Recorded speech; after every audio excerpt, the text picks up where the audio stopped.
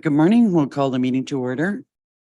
We respectfully acknowledge that the Township of Algonquin Highlands is located on Treaty 20 Mississauga territory and in the traditional territory of the Mississauga and Chippewa Nations, collectively known as the Williams Treaties First Nations. We also acknowledge a historical presence, shared presence of other Indigenous nations throughout the area. We recognize these original inhabitants as the stewards of its lands and waters since time immemorial. Could I have a mover and a seconder to adopt the agenda for today, please? Deputy Mayor Dayu, Councillor Richards.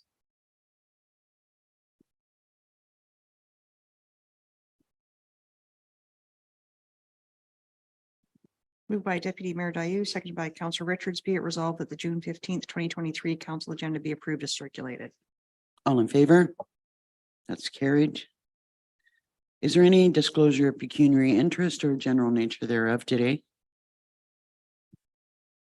Hearing none, I have no specific remarks today. Could I have a mover and a seconder to adopt the minutes of May the 18th? Councillor Shortreed and Richards.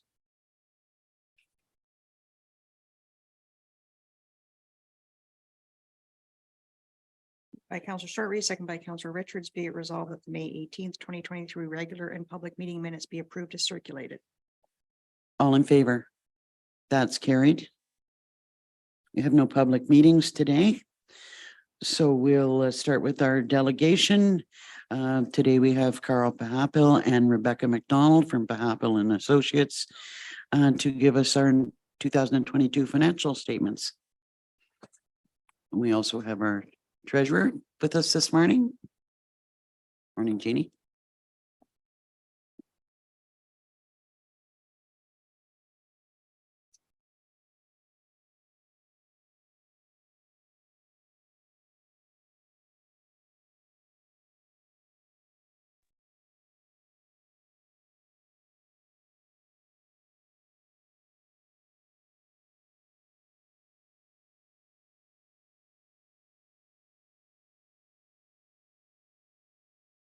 Good morning to you both.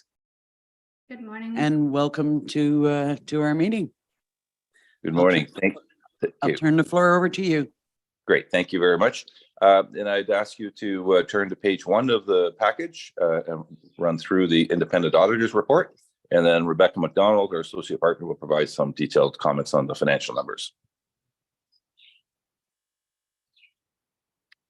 Okay, so this is the independent auditor's report. I'm not going to read the entire report, but simply provide a few highlight comments from the report. We have audited the consolidated financial statements, so that means that this includes the accounts for the cemetery. So these financial statements comprise the financial position as at December 31st, 2022, consolidated statements of operations and changes in net financial assets. In our opinion, the accompanying consolidated financial statements presents fairly, in all material respects, the financial position of the corporation of the Township of Algonquin Highlands as of December 31st, 2022. We conducted our audit in accordance with generally accepted auditing standards.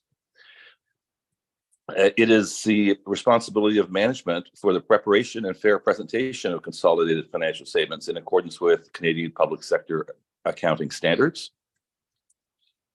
Our objectives are to obtain a reasonable assurance about whether the consolidated financial statements as a whole are free from material misstatement. Throughout the audit, we do work such as identify and assess the risks of material misstatement of the consolidated financial statements. We obtain an understanding of the internal controls relevant to the audit. We evaluate the appropriateness of accounting policies used and the reasonableness of accounting estimates related to disclosures in the financial statements. And we evaluate the overall presentation, structure, and content of the consolidated financial statements, including whether the consolidated statements represent the underlying transactions and events in a manner that achieves fair presentation. So again, overall, this is a clean auditor's report. Our audit went very smoothly, and I'm going to turn it over to Rebecca to provide some comments on the financial results. So I'm going to start on page 3, which is the consolidated statement of financial position, otherwise known as your balance sheet. It has your financial assets, your liabilities owed, and your non-financial, primarily your capital assets.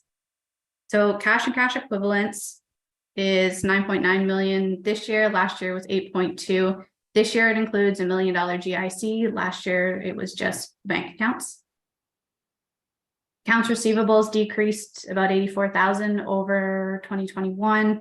It's basically just the timing of receivables and payments at year end. Accounts payable has increased about 665,000 to 1.3 million. There's 400,000 increase was the timing of trade payables at year end. Deferred revenue is note 4, and I'm just going to flip there. It's on page 10. So deferred revenue, this schedule just shows a little bit more detail of what that deferred revenue consists of. So your balance beginning of the at the beginning of the year, the contribution, your interest earned of 10,882, amounts taken into revenue of 157,000, gives you your balance end of year of 521,000. The other deferred revenue is library grant, which was completed in 2022. So back to the statement of financial position on page 3. The next item down is the landfill closure and post-closure liability, note 7, which is page 11. So the change from 2021 to 2022 was a decrease of about 334,000.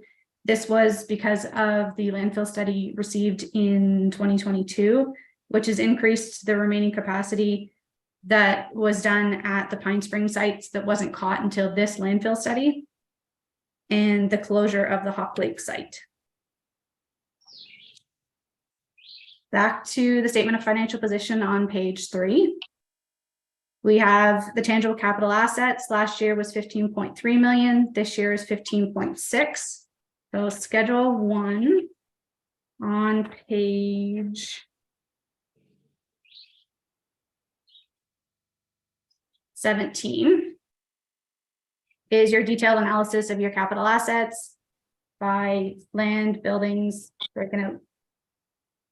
So the additions for the year was about 1.9 million. Your annual amortization for the year was 1.5 million. So we like to see that your additions are at least as much as your amortization. That way it means that your assets are being replaced as they're being used and amortized. The major additions of that 1.9 million is the airport drainage of 294,000, the Maple Lake Operations Center improvements of about 688,000, the fire equipment for 128,000, and there was paved roads for about 363,000 of that. Back to the statement of financial position. The next item I'm going to talk about is your accumulated surplus is $24,279,513 at the end of the year.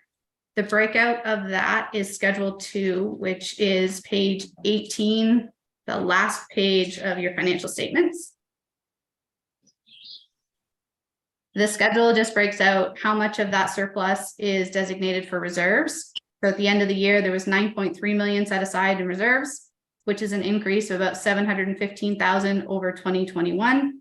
And then the balance of your surplus is made up of your tangible capital assets of 15.6 million, general surplus of 183,000, your amounts to be recovered of 993,000, and then the amount that's the cemetery board of 46,000. On page 4 is your consolidated statement of operations and accumulated surplus. This is the summary of your major revenues and expense categories. So we have total revenue of 10,440,000. Last year was 9.6 million. So property taxes have increased 226,000. User fees have increased about 289,000. 220,000 of that was the increase in the tower revenues, the opening for this year. The other revenue has increased about 166,000. 158,000 of that was the increase in investment income. So your total revenue increased 767,000 over 2021. Total expenses ended up at 8.8 million. Last year was about 8.5. So an increase of 388,000 of expenses. Of that, 153,000 was an increase in general government. That was about 45,000 for election and council expenses and 75,000 increase in wages and benefits. Environmental services decreased 145,000. Of that, there was a 333,000 of that landfill liability adjustment that was included in there. Rec and culture increased about 303,000. That was parks, supplies and materials increased about 83,000 over last year. And then there was the tower expenses because of the opening and the increase in the revenues. There's a related increase in the expenses of about 189,000. So it leaves you with an annual surplus of 1.5 million, an increase of about 379,000 over 2021.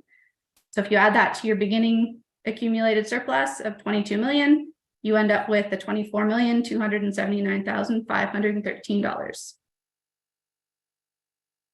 Page 5 is your detailed analysis of the changes in the net financial assets. I'm not going to go through the detail of that. And then page 6 is your change in the cash flow.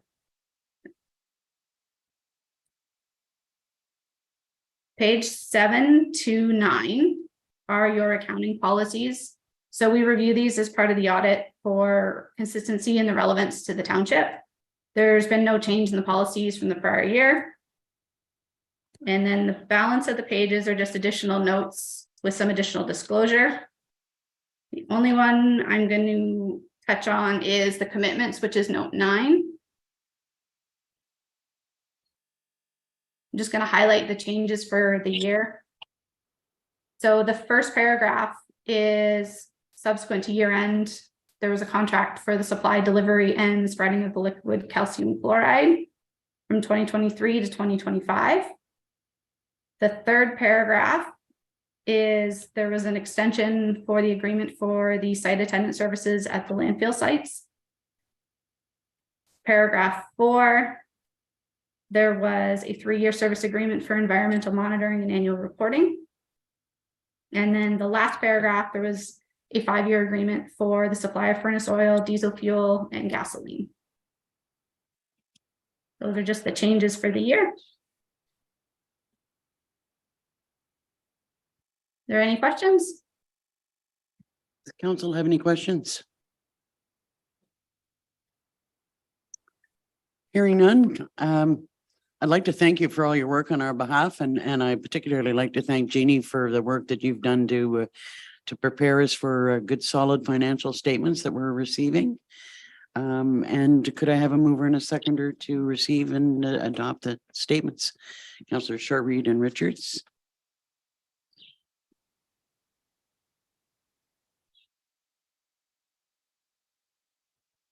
Moved by Councillor Short-Reed, second by Councillor Richards. Be it resolved, council hereby acknowledge a presentation made by Carl Pahapil and Rebecca McDonald of Pahapil and Associates regarding the 2022 draft financial statements. And the council accepts the 2022 consolidated financial statements as presented, and further, the council receives the audit finding and representation letters for 2022 and authorizes the mayor and treasurer to sign the said letters. All in favor? That's carried. Thanks once again. Thank you very much. Okay, next on the agenda under Public Works, Travis Wilson from Engage Engineering is going to be speaking to us on the Dorset Rec Center. And welcome to Adam as well. Thank you.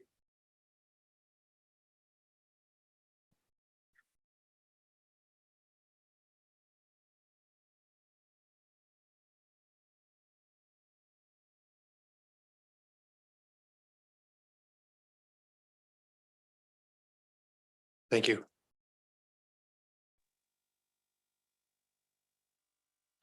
Good morning, council. Good morning.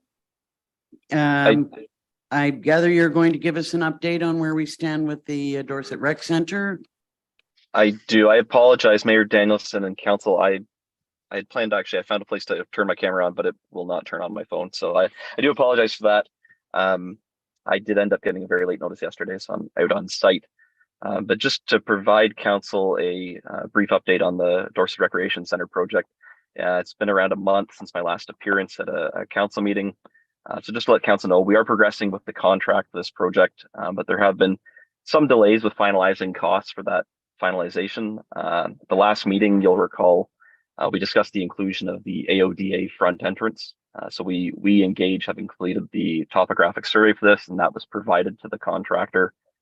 They're now reviewing that survey to provide a quote for the AODA work, which will be able to provide a fixed fee, as well as their design cost for that within the contract with council approval. Additionally, since that time, the contractor had a site meeting where they had a few local contractors come out to work for them as subcontractors to get a price for waterproofing the exterior foundation. They are waiting on those prices as well from the subs. It is my understanding, the last I spoke to the general contractor, we should have those today or at the latest tomorrow. So those numbers will once again be able to be used as a fixed fee within the contract. And lastly, the contractor is finalizing costs with their HVAC subcontractor. While we provided the HVAC design that the township had performed previously in the RFP phase of the project, there has been some difficulty locating the airflow table for that. So luckily, Madam CAO tracked that down for us, and we have that in the contractor's hands now. So we're expecting a price for that as well this week. And I know we had planned to have this contract before council and executed at this meeting, or preferably even sooner.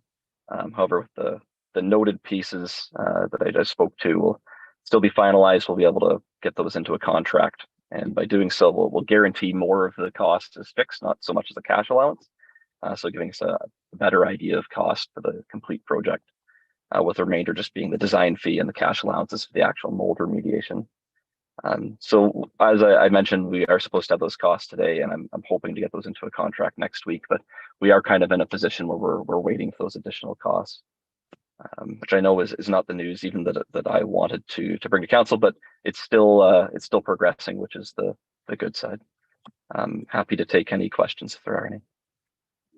I'm not sure about questions. I'm sure there may be some from council, but I've got to say I'm extremely disappointed. This has been identified as absolute top priority for council. The people in Dorset are outraged that we have been promising for some time that this work would be moving forward by now, and I'm just really disappointed.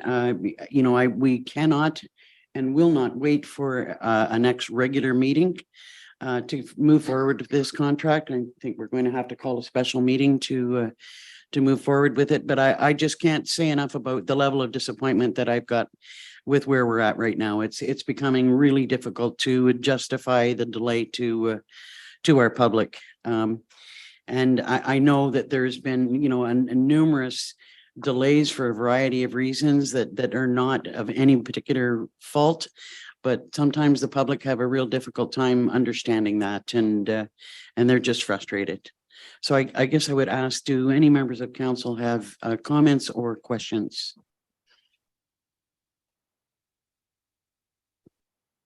Deputy Mayor Dayu.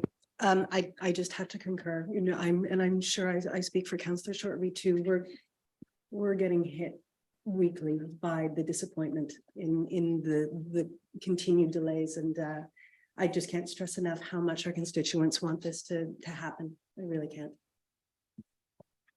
So Travis, if there's anything that you can do to expedite or gently, or maybe not so gently, encourage our contractors to get us prices as quickly as they can, that would be appreciated. And I think that we'll maybe look to you to try and organize a special meeting earliest possible date.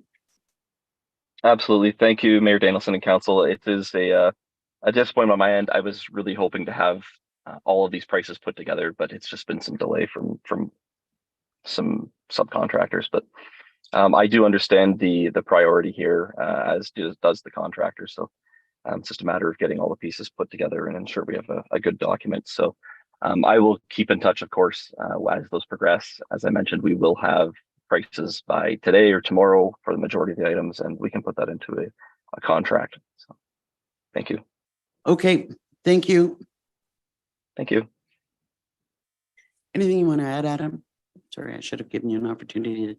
That's okay. Thank you. No, we are disappointed as well as staff. I mean, it is a hard struggle that we're going through with this project.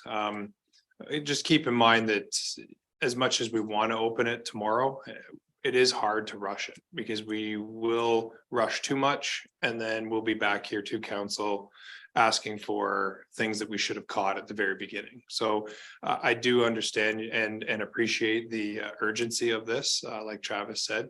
But you know, everybody is working hard to try and get this open as soon as possible and as efficient as we can. I think we're just disappointed because we anticipated that we would receive a report today that you know, with pricing and be able to finally move ahead. And so it's just hugely disappointing for us all, you know, it's just. Okay, next on the agenda, there's no resolution associated with that. Next on the agenda is the Green Burial Ad Hoc Committee. Who would like to speak to that? So these are the minutes from April. There has been an additional meeting since then. The committee is continuing to work on a work plan and move forward into the next steps. There's been some work done in regards to some education. At the last meeting, we had the clerk join, and there was some discussion just about BAO approval, and there's been some discussion on whether the council will support going forward, approving winter burial ahead of time so that the planning can happen in regards to long-term planning, not just the interim. I do see how there is an overlap when you're doing planning for the overall space, that there would have to be some discussion about both sides of it. With respect to the minutes, I know this is from April, and I think we talked about this. The items that are identified as action, to me, they should be resolutions from committee members, so that, you know, we've got a mover and a seconder, and it doesn't appear that way in the minutes. But looking at those action items, if you want to speak to them. Go ahead. Yeah, I think the majority have been already resolved through staff communications, which is great. There are two which are for this table, one of which is a desire from the Green Burial Ad Hoc Committee to receive a report that was developed a number of years ago now regarding, I think, the structural integrity of the chapel, anything that the township has regarding that plot of land. I think it's a few years old now, but they'd really like to see that if council agrees to releasing that information. By that plot of land, you mean the section where the church itself? That's right. Okay. Yeah. So that would I guess be the first point, and then there's one further. I don't believe that there's, I mean, it's not a closed document. I think that we can make it available. I don't know that there's any reason why we wouldn't. This is for the Green Burial Society, Correct. not the committee. Well, yes, that's true. Yes, yeah, it is for the Green Burial Society to take action on. Yeah. Okay, so do we need a resolution for that? I think there should be, and I think it should be clear that council is handing over the report to the Green Burial Society.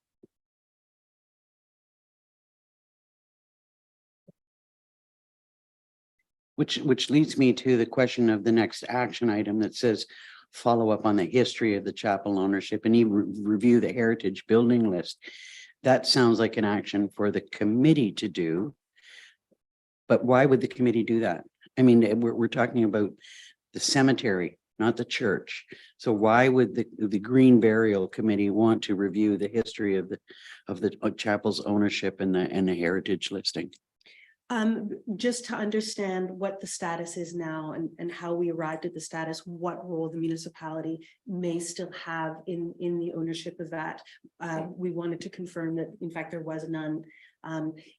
If it's an action note, it's because we would have been approached by the society as their members of council to, to find that information out. And as part of our partnership, we wrote it down in the minutes. Because it is an interesting partnership, this committee. It's representatives of two organizations. But it isn't exactly, I mean, it's a committee of which they are a part of. I hear what you're saying. I just think that the committees, it just seems to me, although I kind of I mean, I've got my own thoughts about the chapel, and where we've landed with the chapel, but it's not the committee's mandate to be looking at the chapel at all. Or for us to be reviewing the history of the chapel or the heritage of the chapel. If in fact it's the Green Burial Society that wants to and has an interest in the chapel, then that's their work to do, not the committees. Noted. And just a reminder about resolutions, that we need to see a specific, if they're asking for action as a committee, there should be a resolution associated with that, like any other committee would do. I will defer Just a that to the just a chair reminder, yeah. to pick up. Yeah.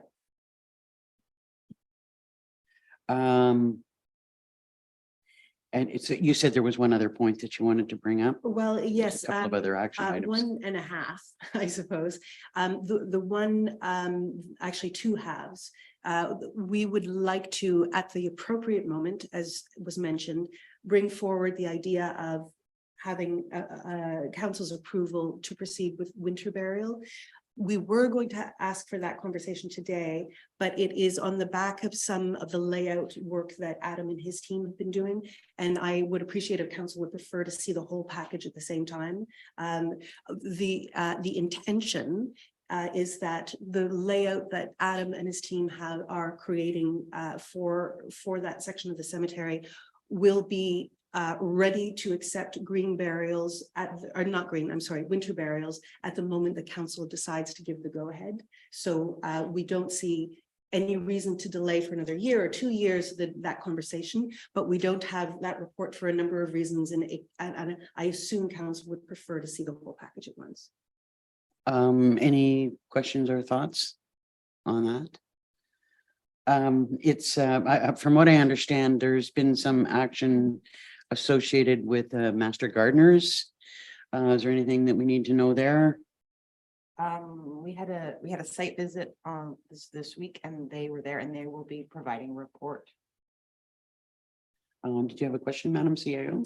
I do, just on that. And in the minutes, it says that as an action that the committee would prepare a request for council to fund a landscape design process. That hasn't happened yet. And I understand that the master gardeners are now connecting with Adam around a design and that sort of thing following your meeting. And I think it's really important to get council's approval to move forward with it first before. Well, and is that what work is being done? And, is it in line with our vision for the cemetery? Is there a cost associated with the work that's being done? Go ahead. So the intention of the get together was to figure out what the answers to those questions are, so that moving ahead, we would have something specific to bring to council to say, here's what we're thinking. Is this in line with council's vision? If we did get someone to design this for us, this is how much we believe it would cost, et cetera, et cetera. So it's to get the ball rolling with someone who actually knows what they're doing in that regard. No, I love the idea of one of the master gardeners being involved, because they've got such a wealth of knowledge about the best things to be planted. I think we need to talk about, when there's a design being done, I think we all need to talk about what our vision for use and visitation and entrance and all of that discussion that that needs to land here at some point in time. I think part of the idea of meeting with the master gardener too was to sort of give a fulsome look of what the possibilities are and help us inform, if we're talking about having benches or how the sun moves and that and where things could be planted that would be not a waste of time. You don't want to plant something and then have to move something and that type of thing. So sort of looking with a green gardener sort of point of view. Other comments or questions from members of council?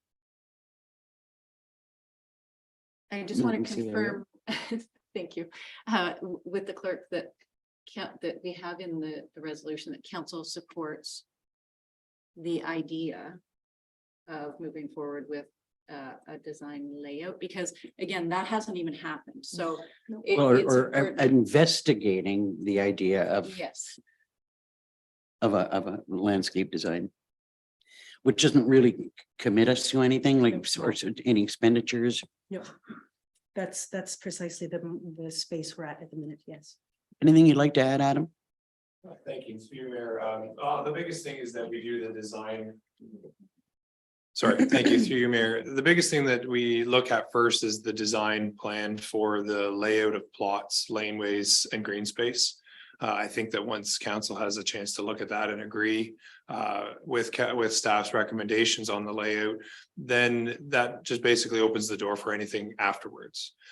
Getting too far ahead of ourselves in any kind of planning above and beyond laneways and plots is good planning. It's just difficult because if council decides to add an extra row or take an extra row away, it does change the site plan a little bit. So I'm really hoping to be able to come to council next month. We've really taken some huge strides over the last even 3 days. Having a new project manager with us has really helped out with the design plan for this. So my crayon drawings are not nearly as good as his. So he's really helped out a lot in that aspect. So Excuse me. we should be able to come back in July and have a layout ready to go. And it really should be streamlined, but yeah, it'd be a good conversation at that time. Well, it's exciting stuff. I mean, it really is. We just want to make sure that we're getting things in the right order. You're absolutely right that the layout of the plots needs to be agreed upon before you can go too far with a landscape design. So, if the master gardener is working with you and understands that, that's great. Maybe if you wouldn't mind reading what you've got there.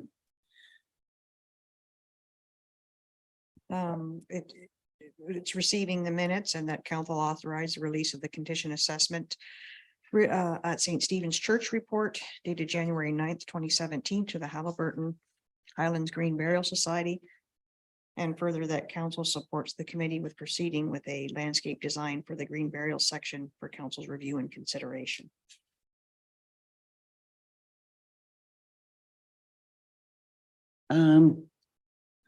That sort of authorizes a landscape design, and that's not what we're, I guess. I'm not sure what the best wording is, but that sounds like we're authorizing a landscape design to be done.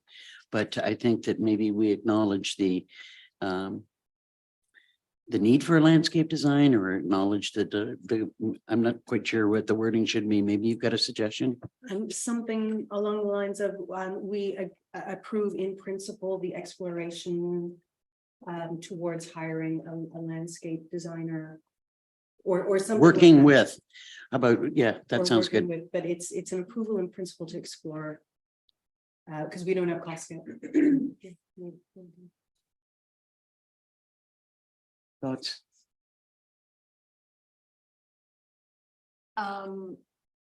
Could it be direction for the committee to gather costing on a landscape design?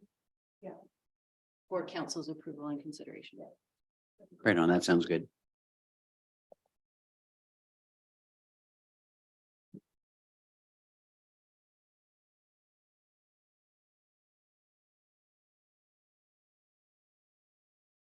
Sometimes these resolutions need deep thought and careful crafting. Go ahead.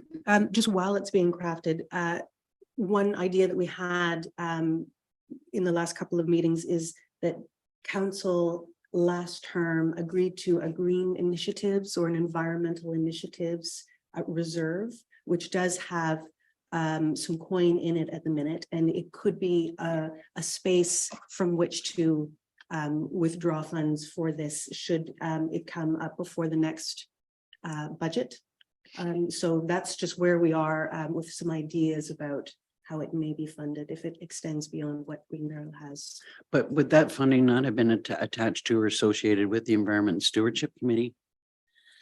The Environment and Stewardship Committee, I believe, just has the 2,500. And if we get to a phase where we're talking about gazebos or something that goes beyond the design to an actual implementation phase, we sort of have in the back of our minds approaching council regarding that reserve.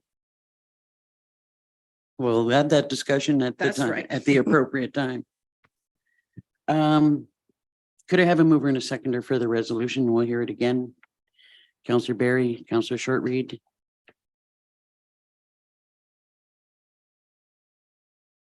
Moved by Councillor Barry, second by Councillor Shortreed, be it resolved, council receives the April 25th, 2023 Green Burial ad hoc committee meeting minutes.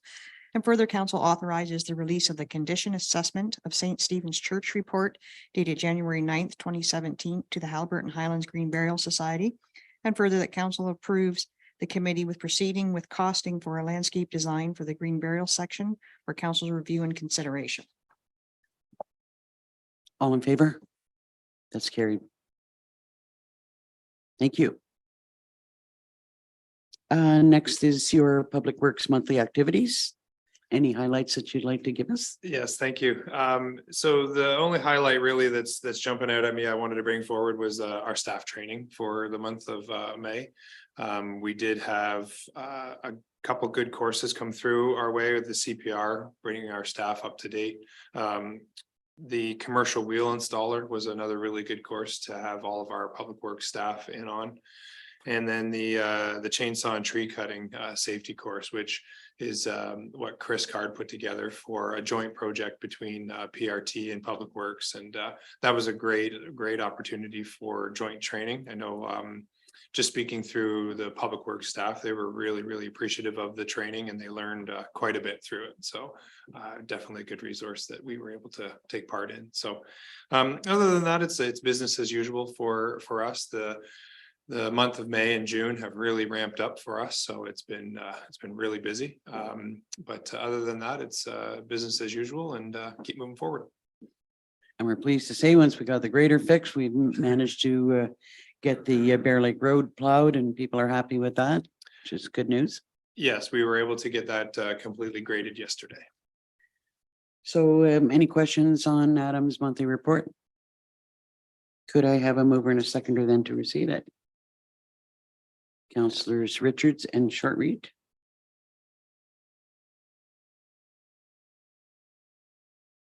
Moved by Councillor Richards, second by Councillor Shortreed, be it resolved that council receives report PW 1623 regarding monthly activities submitted by Adam Thorne dated June 15th, 2023 for information. All in favor? That's carried. So you will see on the agenda that we've got a couple of committees that we wanted to have a bit of a discussion about. And the first one is the Airport Committee. It's my understanding that we have had 3 applications for membership, which I'm really glad to see that we've got some interest. But the terms of reference for the committee says that there must be 5 members of the public. And so the consideration for today is, do we continue to advertise and seek more members, or do we change the terms of reference to say 3 members of the public and 2 members of council, as well as the airport coordinator? I think one thing that we need to consider is if we did go down to 3 members of the public, which I think might be a little bit skimpy, really. I would like to see both members of council who have been assigned to this committee in attendance, so that we've got a good number of people that are involved in the discussions. And obviously, you know, although the airport coordinator would be the regular person to attend the meetings, there'd be times when we would look to Adam to help us out, given it's under your portfolio. Thoughts about which direction you might like to go? Councillor Barry. I support the change initially. It doesn't mean that we couldn't have more members added as we continue. And that would still give us like 5 members. Actually, it would give us 6. That's the only, that was the only thought I had, was if we have the 3 members, 2 members of council and The coordinator, that'd be 6. although the coordinator's not a voting Voting member. member. But Right. yeah, I mean, just to change the wording to a minimum of 3 doesn't preclude you from having more. Should we continue to advertise for more? Councillor Shortreed and then Councillor Richards. I think it's going to 3 would be nice to get the airport committee started. And there's no reason why we can't keep advertising. Okay. Councillor Richards. Yeah, I agree. I think it's time we need to get going.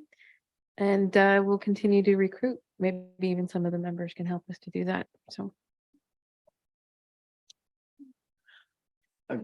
Madam CAO. Just a question, if council's okay with, so reducing the number to 3 public members. So for quorum, then it would mean 2 public members and 1 council member, so 3 people could meet, and that would be quorum. It's a small number, Mhm. you know, for quorum.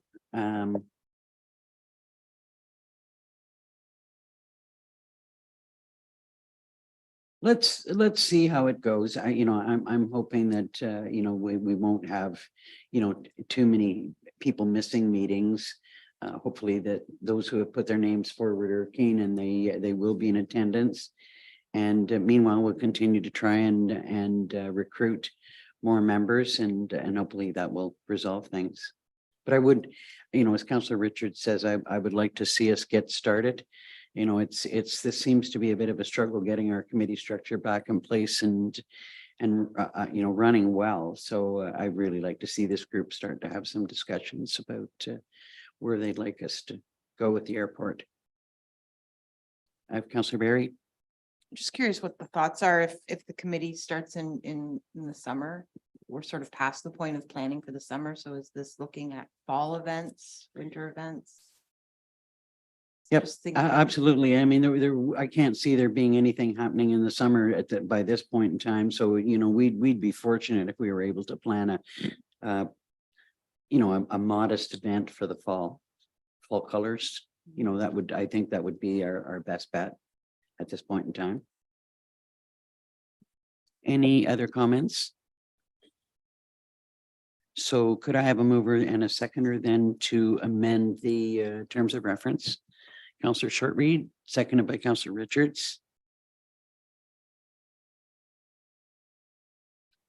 Moved by Councillor Shortreed, second by Councillor Richards, be it resolved that the membership requirements for the airport committee terms of reference be amended to a minimum of 3 members of the public and 2 members of council. All in favor? That's carried. And if we can continue to advertise. Excuse me. Okay. Thank you, Adam. Thank you. So next is building and bylaw.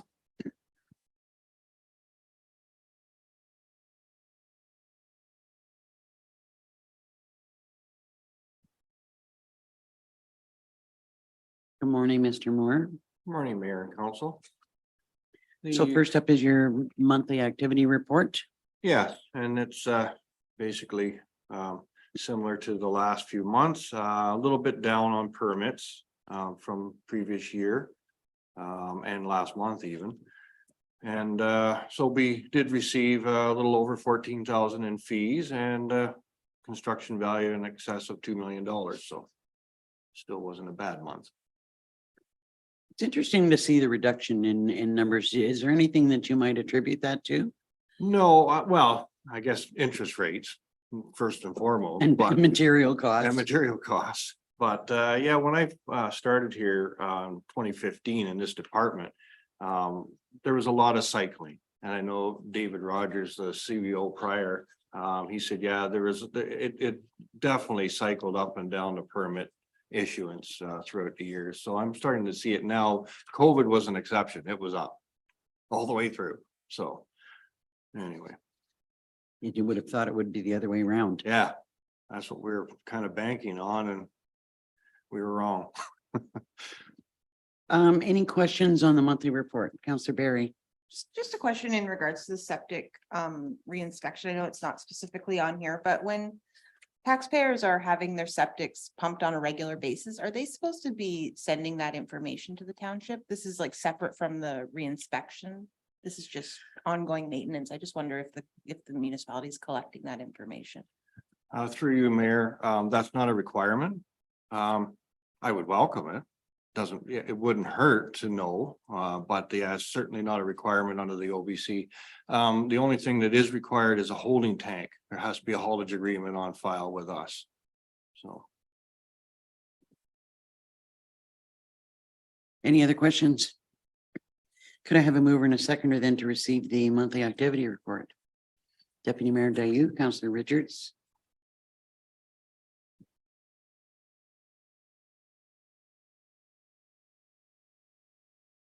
Moved by Deputy Mayor Dayu, second by Council Richards. Be it resolved, Council receives report BLDG 1323 regarding monthly activities submitted by Greg Moore dated June 15th, 2023 for information. All in favor? That's carried. Okay, next is the septic reinspection program and remedial action. Yes, so we're at the stage now where, well, I mean, we always have been trying to achieve remedial action with the general public on some of the septic systems we've inspected. And we've had a lot of compliance to date, not including this year, of course, because we're still inspecting the last few properties, but we've identified close to 1,600 properties that needed some sort of remedial action. It could just simply be a screen on an outhouse to impeded flow on a septic tank. Since to date now, we've had about 70% compliance. So that's been a great number. But we still have, about 475 properties outstanding. Most of them have been sent follow-up letters. So there's still a chance for voluntary compliance. Staff did kind of break out what we feel is intermediate to kind of a major concern that may require some compelling to get the action done. Of that, we're feeling is somewhere around 160 properties or 30% of the outstanding remedial action may need a little bit more help in that front to fix the problems. So basically what staff is looking for in this report is that to go back on the background, obviously this is the septic reinspection program. We've done the 5-year program has ended. Everybody has their reports except for the last few properties this year. And out of that, as the options here say, the remedial work, when we have to compel that to be done, we may have to physically go in and do it. And of course, the one option, of course, is just to allow us carte blanche to go in and do what we want to do, which is not a recommended option. The other option would be for staff to bring every report back to council, even the screen on an outhouse that would need to be fixed. Or of course, option 3 would be, we're looking for like an upset cost of 10,000 per infraction. That would allow us to do the majority of it. And if there's any out there that may exceed that, then of course that would come back as a separate report. But anything less than that, I'm hoping that in consultation with the CAO, we will be able to fix up the problems and just move on. So anything over $10,000, you'd come to council and For sure. ask for authorization. I'm just wondering of the amount of remedial work that needs to be done. How much of it do you foresee our Public Works Department being able to do, and how much would you be looking at contracting out, or would you be looking at contracting all of it? I would think that all of it would be contracted out. I can't see using any public employees to go onto private properties to do work, so. So would you be putting out a tender? Would we be sole sourcing? Do you have a particular contractor in mind that you'd be working with? Have you spoken to contractors? I have not. We do have a lot of contractors spread out throughout the township, of course, so it depends on the area more than anything. A tender would be an option, but for the most part, they're probably small enough jobs that we're probably below a couple $1,000 each one. So it'd be more or less ask the contractors in that particular area and simply get it done. And the cost would be added on to the tax bill. Correct. Questions, comments? Councillor Barry? How much lead up time would the homeowner, property owner have to knowing that that was going to occur? They've already had a letter to date, and I'm talking about the ones that we're going to have to compel. And they've had a subsequent follow-up letter. So then what they would get prior to us intervening would be in order to comply. And there'd be a date on that. And then after that date expires, we would reach out with any contact information that we have just to tell them that we're going in to do it. It would be, chances are it'd be a registered letter. I can't, and it depends on the infraction too. If it's an outhouse screen, it's going to be a couple $100. I mean, they'll have their order to comply. There'll be a date on it. I can see us just simply getting that done. If it's going to be a few $1,000, I think I'd like to take in one extra step just to tell them we're going in to do it. You know. But- So the order to comply letter, it wouldn't say, you know, you're hereby ordered to do this work. And if you don't, we will be going in and doing It it on would your say behalf. that. So, okay. Yeah. Other questions or comments? Your preference for options?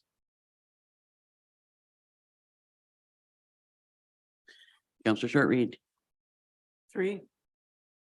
Councillor Richards. Okay, sounds like a reasonable approach. Could I have a mover and a seconder then? Councillor Shortreed, Councillor Richards.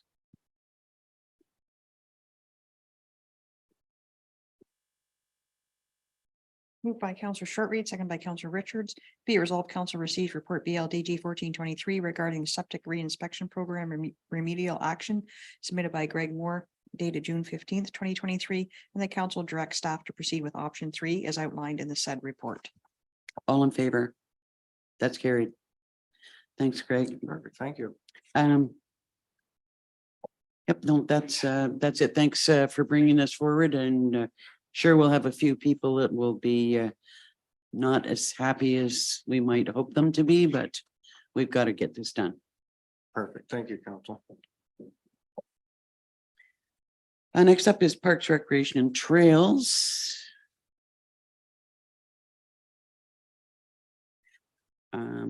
We'll just wait for Chris. Morning. So the first item is something that was requested by Deputy Mayor Dayu, asking to have a discussion on the interior space at the rec center and how we might be offering library services. So we'll over to you, Deputy Mayor Dayu. All right, thank you. I've been looking forward to this conversation. Council will recall that in September of 2021, council gave the instruction to staff to proceed with, I think it was option number 2 of the list of possibilities of what to do with the Dorset Recreation Center. Do we demolish it? Do we reconfigure it completely? Or do we just restore to the best of our ability to make it clean and safe and healthy for everyone, but sticking to the layout that we currently have? And council decided at that time to go for that option, that we would stick with the layout we've got, but make it bright and clean and perfect and safe.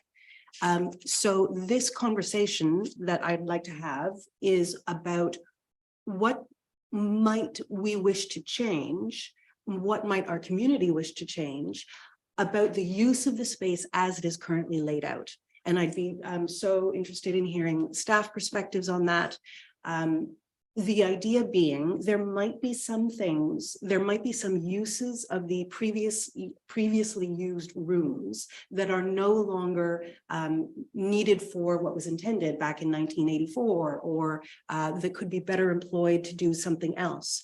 And one of the ideas that has been raised and that is at forefront in my mind is that we consider bringing back some form of library services. People were disappointed. Our permanent residents were disappointed when that service went away at the beginning of last term.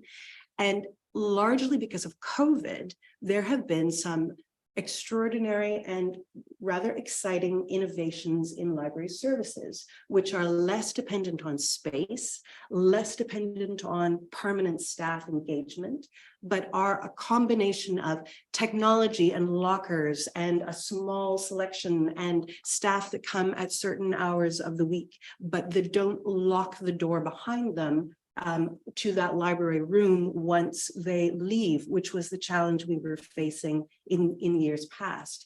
It is a far more dynamic, technology-driven way of offering library services that doesn't take up a lot of space. So the general question that I've got for council is there interest in kind of looking at the use of space in the Dorset Recreation Centre in general, based on feedback that we can receive from staff and from constituents? And specifically to that, would there be an appetite to explore using a small space to restore library services in an innovative way? Recently we did have a library board meeting, Haliburton County Library Board, and they are very much interested in exploring that possibility with the township. Should council be interested as well. One point of clarification, you said using a space and not locking the door when they left. What does that mean? Well, for example, and this is not a recommendation, it's an example, a thought, but a locker system that is based on the interior of the building rather than the exterior of the building means that someone could come in when the librarian is not present and retrieve the books that they have ordered from the interior of the building. It's not a space that just gets locked behind the staff member if they're only there once or twice a week. The space remains available for general public use. When you talk about a staff member, you're talking about an Algonquin Highlands staff member or a library staff member? A library staff member. And in conversation at the library board yesterday, it was also suggested that there are some new staff at the library within the Haliburton Highlands library system, some of whom live rather close to Dorset and would be willing to come up for a couple of shifts. So these would all be costs and responsibilities that are borne by the library board and staff. The only anticipated piece of the pie for Algonquin Highlands would be interest and use of space. A couple of comments, and then I would go to Chris, and then I'll come back to council. My initial concern was if you're talking about us having to put staff in to accommodate this, I have an issue with two things. One being access to the building after hours, open access to the public, and that's something that I would not agree to. I think that I suspect that you would see agreement from our management, and for many reasons. I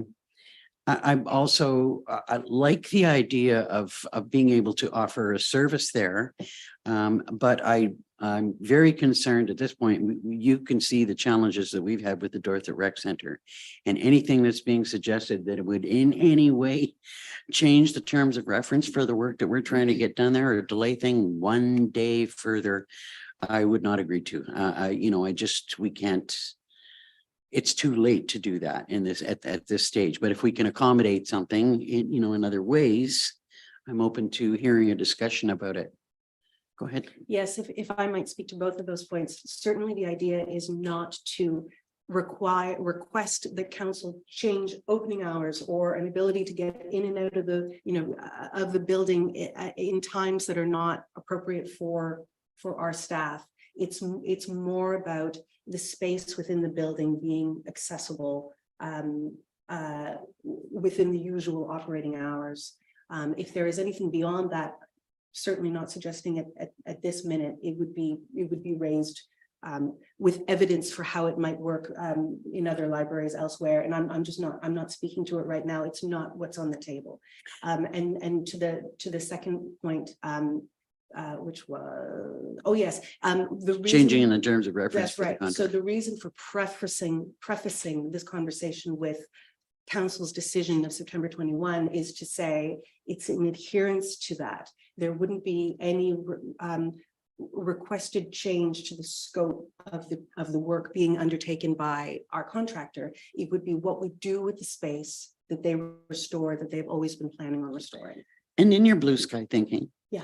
did you come up with a space that you thought would be a good space to use for this? I did not go down that road too far myself without seeking the advice of council and staff. Mr. Card, I'd like to hear your thoughts. So just before COVID started, we did start up a book drop depot, which was going quite well. And that was a scenario that folks were able to use the online library services to order a book that they wanted, and that would be transported up, and then they would pick it up there and be able to drop it off. Our staff was facilitating the book drop depot pickup, etc.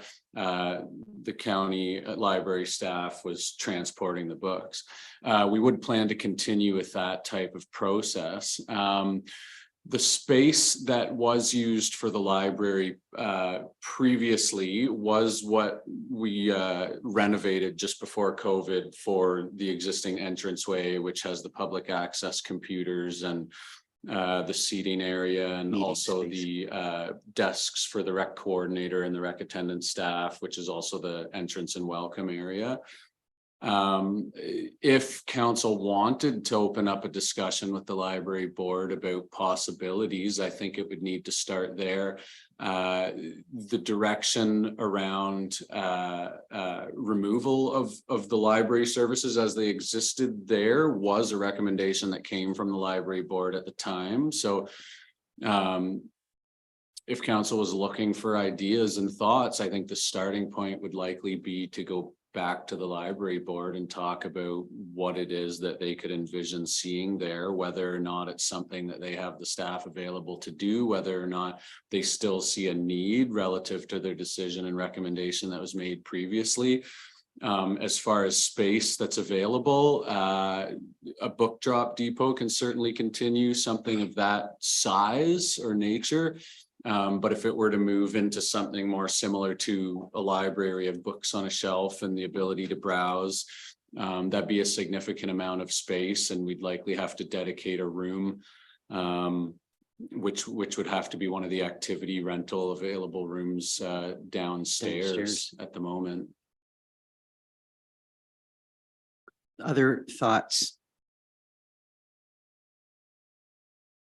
And of course, there is also the other option of if we didn't go in that direction of moving the lockers from Robinson's to, somewhere within the center or outside the center. Now, I understand that there's a more improved, there were some concerns about the lockers at Robinson's resting, and I understand that there's some solutions to that. That's not necessarily an ongoing problem, but at the very least, I like the idea of us being able to continue with the book drop process at a minimum, so that people can access their books.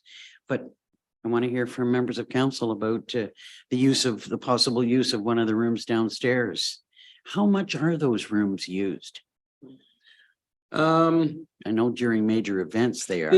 So there's the meeting room and then what we call the activity room. So they do get a number of rentals through the year. I'd have to go back to look at the level of frequency over, say the past 5 to 10 years, but just throwing a number out there, it would be in the 20+ range. We use them for our own sort of functions as well. But I'd have to look into those numbers further to be sure. Councillor Shortreed. Are all the walls, interior walls being gutted there? For the renovation? That question would best be directed Okay. through the project manager.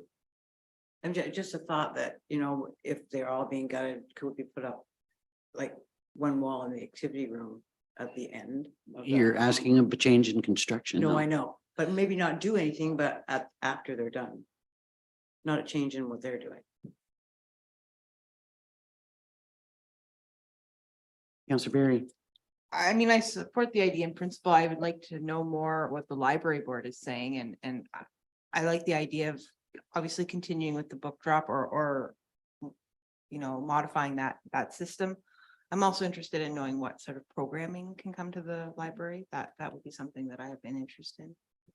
Well, and that's something that I've been, sort of trying to encourage, that there be a little bit of additional program or a little bit of additional thought put into the Stanhope site, because, we were closed for so long. There seems to be a certain amount of emphasis placed on other library sites. And I would like to think that, given the long-term delay and the concerns that have been raised about the, our closure here in Stanhope, that there be some thought put into just a little bit of extra time programming. I know that they've got kind of standard programming across the board. A couple of extra hours wouldn't hurt.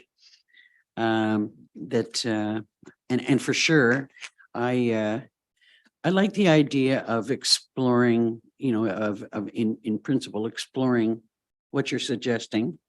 I think we need some numbers about use of the rooms downstairs and some, give Chris some time to think about their use and, what might be the best space. We just need to be very careful that we don't do anything that's going to change the path of the rec center improvements. Councillor Berry.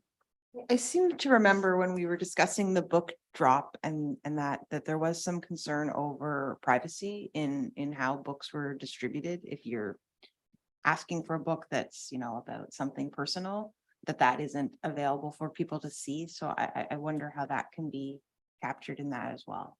Were they not put in specific bins or delivered in a way that you couldn't necessarily see? ahead, Chris. That's exactly right. They were in a bag for that purpose. Yeah.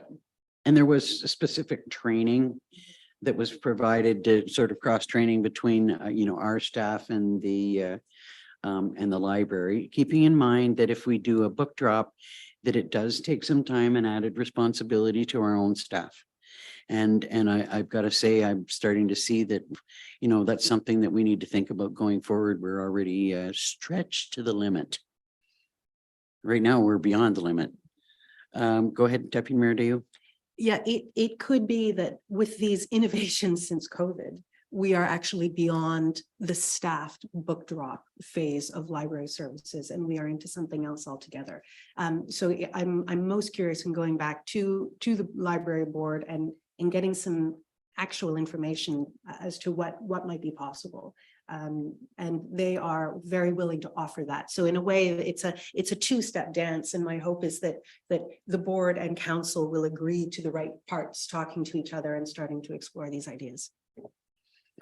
Let's give Chris some time to mull over, any impacts it might have to his department and the use of the facility once it comes back into use. And it might be beneficial for us to invite the library CEO to come and give us his thoughts on, some of the options that we've got. Not to say that you can't do that, but that just, takes the conversation one step further. So, Did you have any resolution that you contemplated? Do you see the need for a resolution at this point in time, or we've just would you like a resolution that sort of suggests that in principle that we explore the idea of library services in the Dorset Rec Center? I personally wouldn't mind that if that is what's required to enable staff to spend some time on that under Angie's blessing, but I defer to those more in the know about what's appropriate. Is that sufficiently proceeding with caution to do that? And so maybe I need to clarify this because I didn't understand that staff were moving forward other than, you know, looking for some numbers on the downstairs rooms. That's Really, it's for Councillor Dayo to go back, or sorry, Deputy Mayor Dayo to go back to the library board and perhaps invite the CEO to come here to talk to council. And then I see a resolution then moving forward. okay. All right, so you've got a somewhat positive response and reaction to that. And we'll see how it, don't get your hopes up too high, but we'll see how that all pans out. Okay, next is the Recreation Committee update.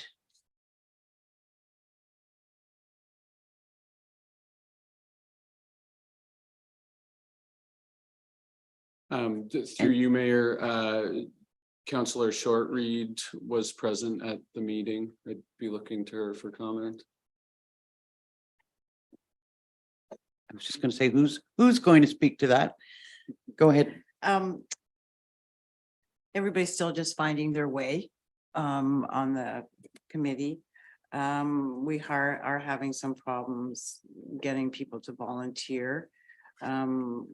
The one girl from Oxton did volunteer to run the Oxton Canada Day celebrations.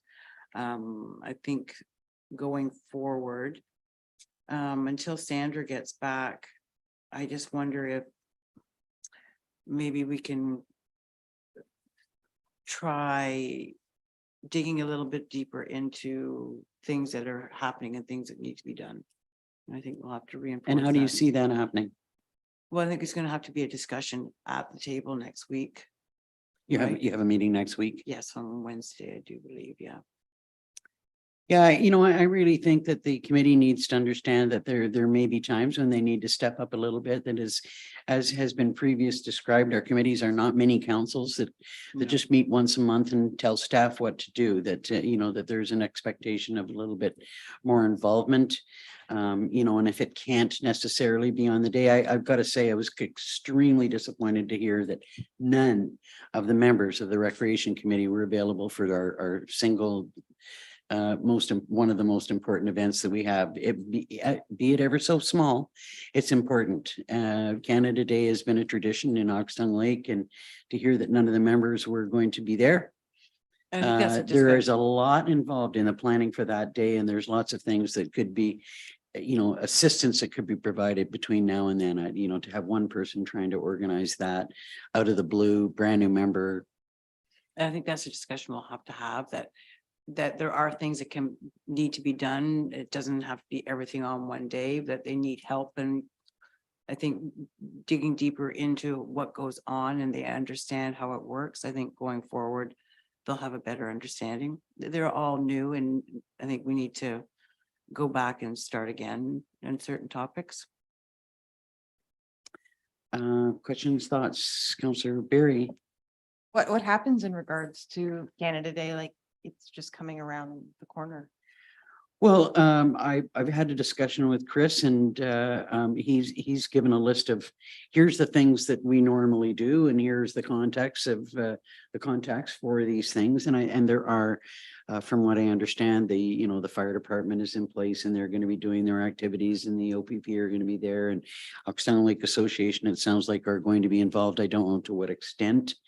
That there's going to be a little auction, but I know that there are other activities that have normally taken place, like the fun photographs that they do, and the there's people there that have had kids games, and then there's food. You know, that there's still a number of things that I don't know if there's any assistance required, or how she, and this is an extraordinary circumstance this year. So, I think we all kind of need to step up a little bit, and there just is not the staff capacity to do this. So it's this one time when you have thankfully you've agreed to help out in any way that you can. And I'm not sure if you had any conversation with a previous member of council at all, but Marlene had also suggested that she'd be willing to help out if necessary, be there. So, maybe somebody could follow up with her and see what, or maybe, get a little bit of clarification about if the Oxong Lake Association can help out, or, what they're prepared to do. I know that Kim, from the sounds of things, has got to, she's got a limited amount of time on the day herself. She's got from sound like you said, she had to leave at 1 o'clock. And the event is from 11 to 1. Anyway, we'd look for some clarification, after you've had your meeting. Any other questions or comments about that? Councillor Perry? It just mentions that there's follow-up actions in regards to a draft of a recreation survey. I wondered if that's proceeding, and there was also talk of an opening event at the Dorset Rec Center. A couple of comments about that. I think that we need to decide as a group what we would like to see as in the form of an opening event. Just do a little bit of blue sky thinking ourselves, and maybe then turn that over to the committee to say, go forth and see it happen. As to the survey, has there been any work done on that, or what's the committee's thoughts on the survey? The second go round's coming back next week. Second go round, the second, like a draft of a Yes, survey? yes. Then it's coming from where? Like, who's working on that? There's one member that started, and then they've changed a few things, so they're bringing it back for a discussion on Wednesday. Okay, and then I would look to see that come as a draft to council for our Yes. input, and once you've got our input, some assistance maybe in adequate wording. Correct. I was just gonna add that Chad, our communications coordinator, coordinator, sorry, and myself have worked on it as Okay. well. It's gone back to the committee and then it will come to council for approval and before it gets sent out. Okay, I'm glad to hear that. Because that's a key piece as well. There had been a suggestion at one point in time that there maybe be that there is some course and training associated with the development of surveys, and that that we look into that, and it'd be an opportunity for Chad, because that can probably help him going forward too. Anything else on the rec committee?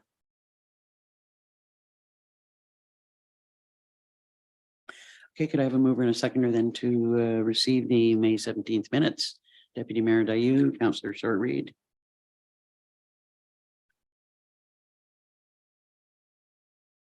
Moved by Deputy Mayor Dayu, second by Councillor Short Reed. Be it resolved, council receives the Recreation Committee meeting minutes dated May 17th, 2023. All in favor? That's carried. If you don't mind, Chris, I would like to call a break until 10:30, because I think that the Lower Fletcher Landing might create a little bit of discussion. Okay. So if we would take a break until 10:30.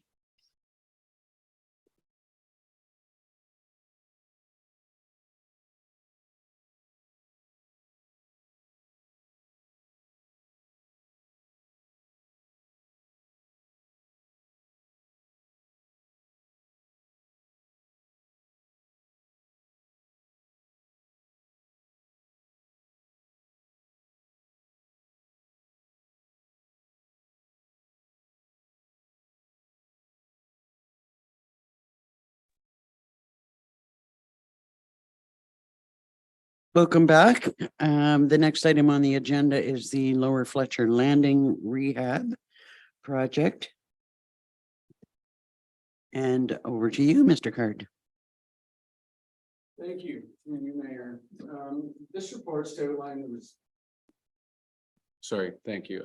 Through you, Mayor. This report's to outline the tender results for the Lower Fletcher Lake Landing, which closed on May 29th. Unfortunately, the bid was over anticipated.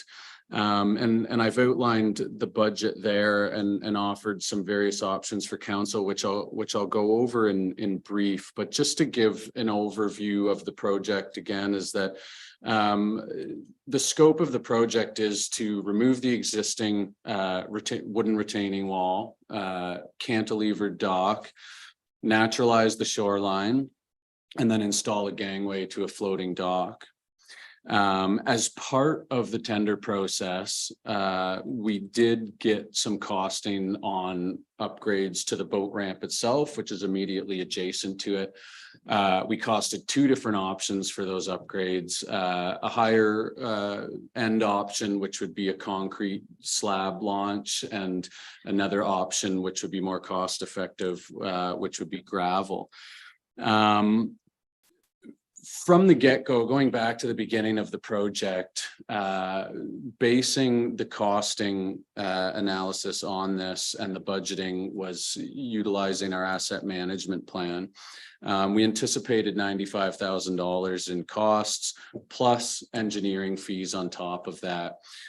This project started last year with a budget of just over $102,000. So what you're seeing with the budget here that I've outlined is the total available remaining project budget that we have at current for this year. From there, I've outlined the expenses, which include the cost of the construction bid, as well as a recommendation with the cost of the provisional gravel launch improvement costs. There's also some costs to be incurred yet for the remainder of the consulting and the engineering fees.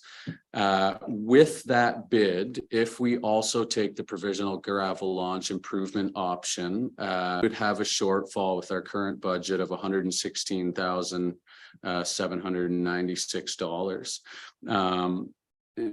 What I am looking, or what I'm making a recommendation on, is there's a couple of spots that I think we could find savings, but this is where I'm looking for direction from council, because ultimately we don't have the full amount required in the reserve for the docks and landings reserve to be able to fund this. So if we go ahead with this recommendation, it is that at the end of the year, any surplus operating expenses would be directed towards that at the recommendation along with the treasurer.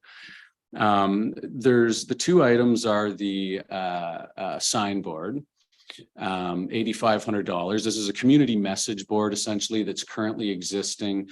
As we went through the public engagement process, the question was asked whether or not the community would like to continue to use a message board. And the answer was predominantly yes. So we did cost that as part of this project. That's $8,500. So the options given for council to decide and discuss whether or not that is something that we'd consider removing from the project to find some savings. We also costed that we're purchasing the docks from another supplier, and part of this project would be that this construction firm would do the installation of the docks. We could take that in-house with our staff for an additional savings of $3,250. So option A is the recommended option, which would be to enter into negotiations with the one bidder that we did receive the bid from, discussing the removal of those two items, keeping the provisional item of the gravel launch improvement. And at the same time, I'd recommend that we add a construction contingency on top of that, just in case something unforeseen comes up that adds expenses. It's not something I would hope to happen, but it would be there so that we'd be able to use it if needed. Option B is to proceed with the entire project as quoted, including the provisional launch. Option C would be to cancel this current request and go back out for tender and see if we can get a change in costing. At the same time, we could consider a potential change in scope. Of course, this would slow down the process. It would likely push the project into next year. We are confined by in-water work timeline windows for fish spawning, which really puts us in the month of September at this point only that we can do that construction.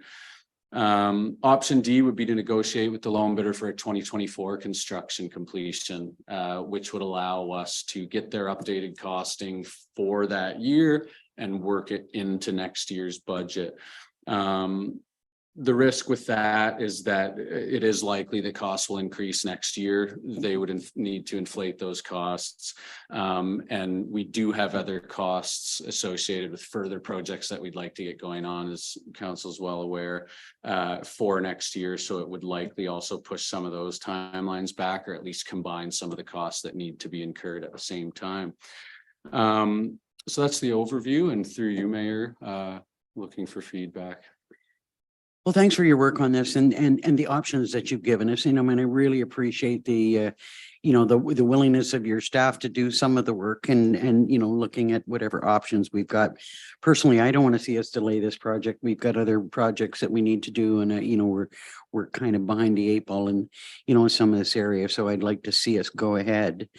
I can see us definitely taking the signboard out of the equation, maybe with the opportunity of installing it, in next year.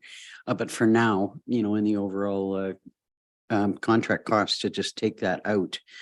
I did have a concern myself about using, I think originally you were talking about using Riverstone, and now you're considering some options to that, gravel options.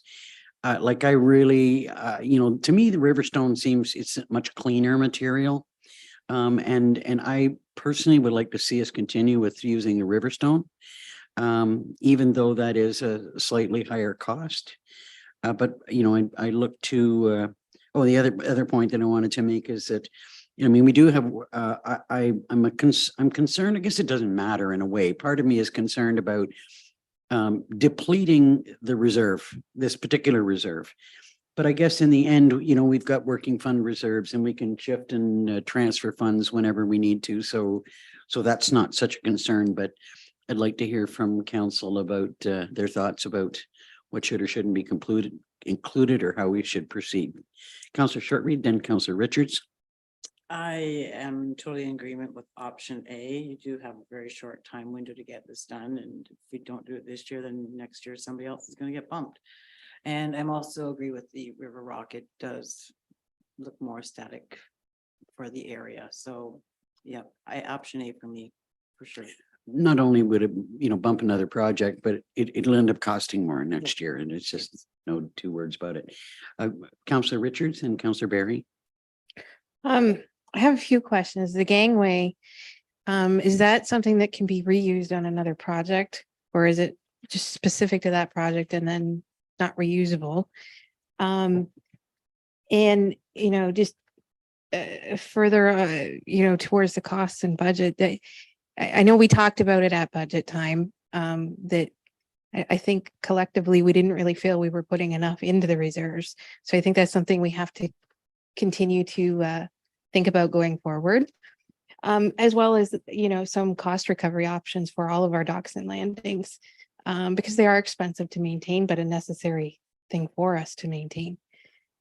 So if you can just answer me on that. And also on the signboard, is that something that we could do as staff to keep the signboard in, or, is the one there like absolutely terrible?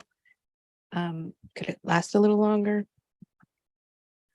To go through the thoughts and questions, starting with the gangway, the gangway that we'd be putting in would be to stay there.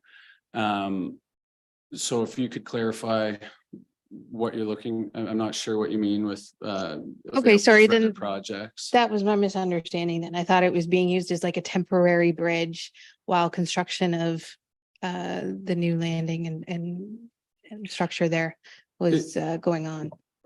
Okay, so there is a need to have a temporary gangway there. Because what we're going to do is have a longer gangway, a 24-foot gangway out to the docks that we're purchasing. So people are able to use that to get their boats in and out of the water at the side of the construction zone while the construction is going on. That is something that we're renting off of the company that we're buying the docks off of. So we'd be giving that back to them at the end. For cost recovery options, I'm not sure exactly what that would look like if, That's a bigger discussion. yeah. Yeah, And was there a third question? Gangway cost On recovery? the signage, like is the existing signage no longer usable? Or is that something that we could do rather than the contractor?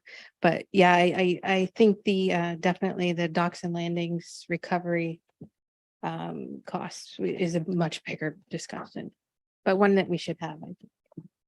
Yeah, no, I don't disagree.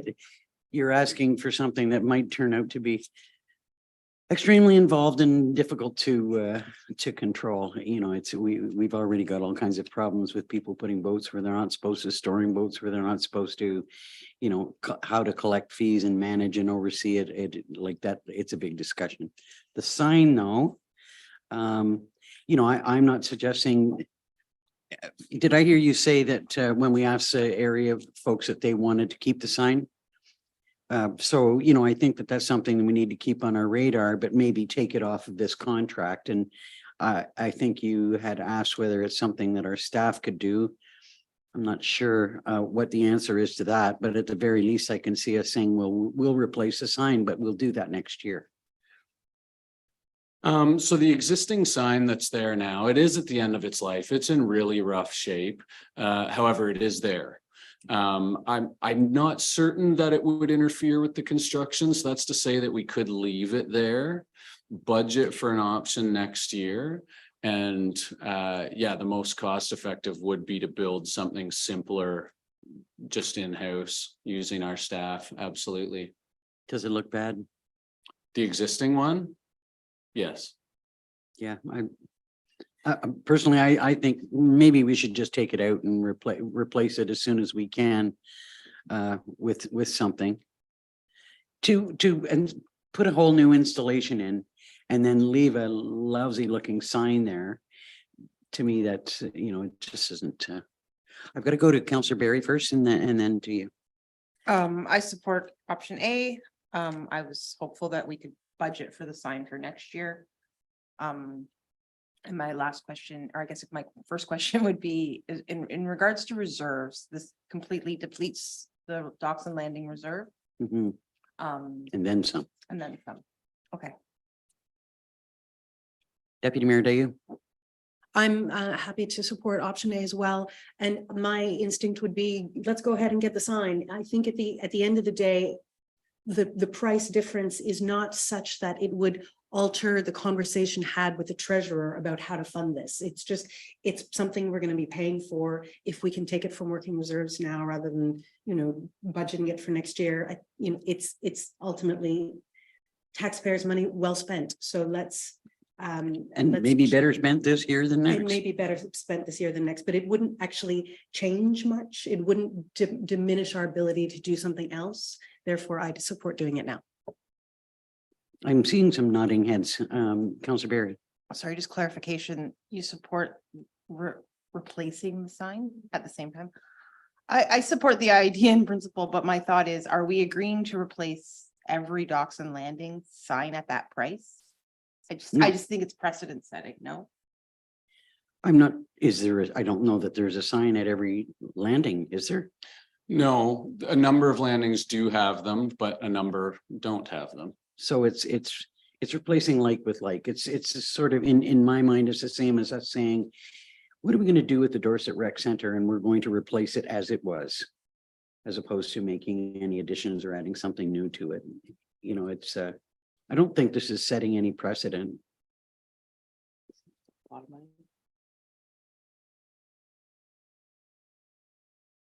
Counselor Richards, and then back to you, Counselor Berry. I just had one more question. The docks that are there, they're public use docks. So they're not like seasonally given to everybody. They're just whoever comes uses that dock. That's correct. It's just like a government dock, and we have a time period that they can have their boat there. Like to run into town or. No, There's, so we don't offer boat storage, as it were. That is a discussion that needs to be formed at some point around bylaw enforcement for boat storage on township property. There are bylaws that do limit times boats can be moored. But in this location, there's not permanent docking provided. It would just be to moor, to be able to run into town. Our bylaw says 12-hour max mooring. But yes, it is entirely public. We put them in the spring as soon as we can after ice out, and start taking docks out across the township after Thanksgiving. Madam CAO. I'm just wondering if council's wanting to move ahead with the message board, $8,500. Given the comments around it's not a lot of money, is council then interested in having just complete the project as it was tendered? Because for staff to do the installation of the docks is only $3,200. And so obviously that if we do it, it takes away from staff doing something else. So that's already planned. So just throwing that out there for consideration. Thoughts? Counselor Richards? Yeah, I think we have to just move forward as it is. I mean, overall, it's a lot of money, but these small savings are small. So we may as well just go straight. That is not to forward. take away from every effort to reduce the cost as best you can. So in response to that suggestion that we just proceed with the contract as let.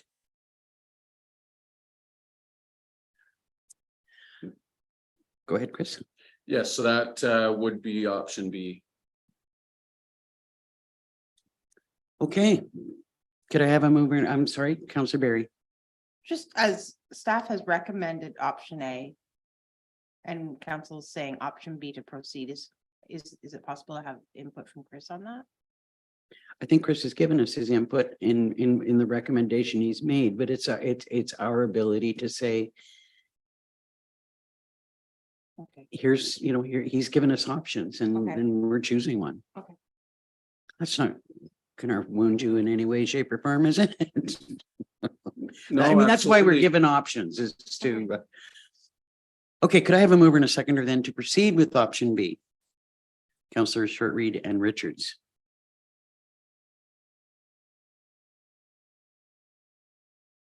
Moved by Council Shortreed, second by Council Richards. Be it resolved, council receives report PRT 723 regarding Lower Fletcher Landing rehabilitation tender results submitted by Chris Card dated June 15th, 2023, and that council directs staff to proceed with option B as outlined in the said report with the additional approved budget of $148,236. And further that the treasurer make a recommendation to council at the end of the year regarding additional year-end transfers to. Oh, no, sorry, that's coming out. There'll be no balance at the end. Recommendation is to transfer the balance at the end of the project, but if council's approving, there won't be a balance left. Or should we leave it? The treasurer will make a recommendation on the transfer from reserves In the reserves, okay. at the year end. Yeah. So keeping in mind, proceeding with option B does alleviate, further negotiation time taken from Chris's already busy schedule. The fact that, staff is going to, won't be required to do the installations and be available for other things. Start again. Okay. Apologies. Moved by Council Shortreed, second by Council Richards. Be it resolved, council receives report PRT 723 regarding Lower Fletcher Landing Rehabilitation Tender results submitted by Chris Card and dated June 15th, 2023. And the council directs staff to proceed with option B as outlined in the said report with additional approved budget of $148,236. And further, the treasurer make a recommendation to council at the end of the year regarding additional year-end transfers to fund the balance of this project. All in favor? That's carried. Finally, is your monthly activity report. Yes, so in the past month, we were able to get all of our park spaces open, get things up and running, moving into the busy season with the water trails, onboarding of all of the staff there. Went through a number of training initiatives for new staff as well as existing staff. And now working through program planning, project planning, etc. Other than that, everything is business as usual. I would like to thank staff for all staff for any and all efforts that were put into the soccer program to make that happen. You know, I know that we're experiencing some out of the ordinary circumstances this year, so every effort is truly appreciated on our part. Could I have a mover and a seconder, unless there are any questions on the monthly report? Mover and a seconder to receive it. Councillors Barry and Shortreed.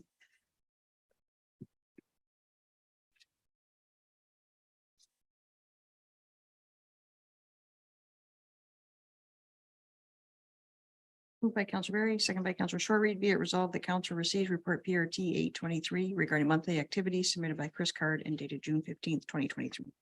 All in favor? That's carried. I'm wondering if we can make a slight amendment to the agenda and allow Chief French to go ahead with his fire report, and then we can, you know, rather than him wading through what I see as some lengthy discussion with respect to the Blue Box program. Any difficulties with that, Madam Clerk? So if you want to give us your monthly report.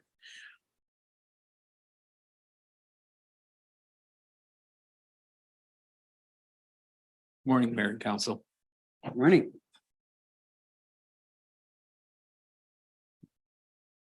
With our activity report, I'd like to highlight two items. One's a staffing thing is 2 years ago, we put a program in place, was acting captains. The intent of the program was opportunity to develop officers into a captain's position along with maintaining consistency for our platoons when our captains are away. Over the last little while with staffing changes, we had 3 openings at Station 80. So we put a letter of interest out. We got 3 really well-rounded candidates for it, and there was 3 openings. So I brought the 3 names forward. I think it's really important, especially at Station 80. We do have 2 of our firefighters are also MNR firefighters, so they're out of the area for a long length of time, along with one being a paramedic. He again misses regular meetings, and the other being a full-time firefighter now. So when the captain isn't present, the acting captain steps up and plays the role to keep consistency within the platoon. So again, the 3 names have been brought forward for appointment. Second item I want to bring forward is the fire ban.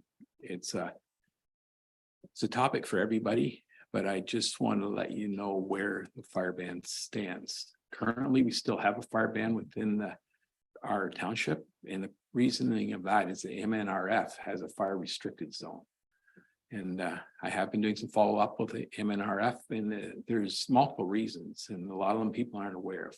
Currently, there's 65 active forest fires in the province of Ontario, limited resources to cover the other areas. So the restricted fire zone is trying to eliminate the man-made incidents we have.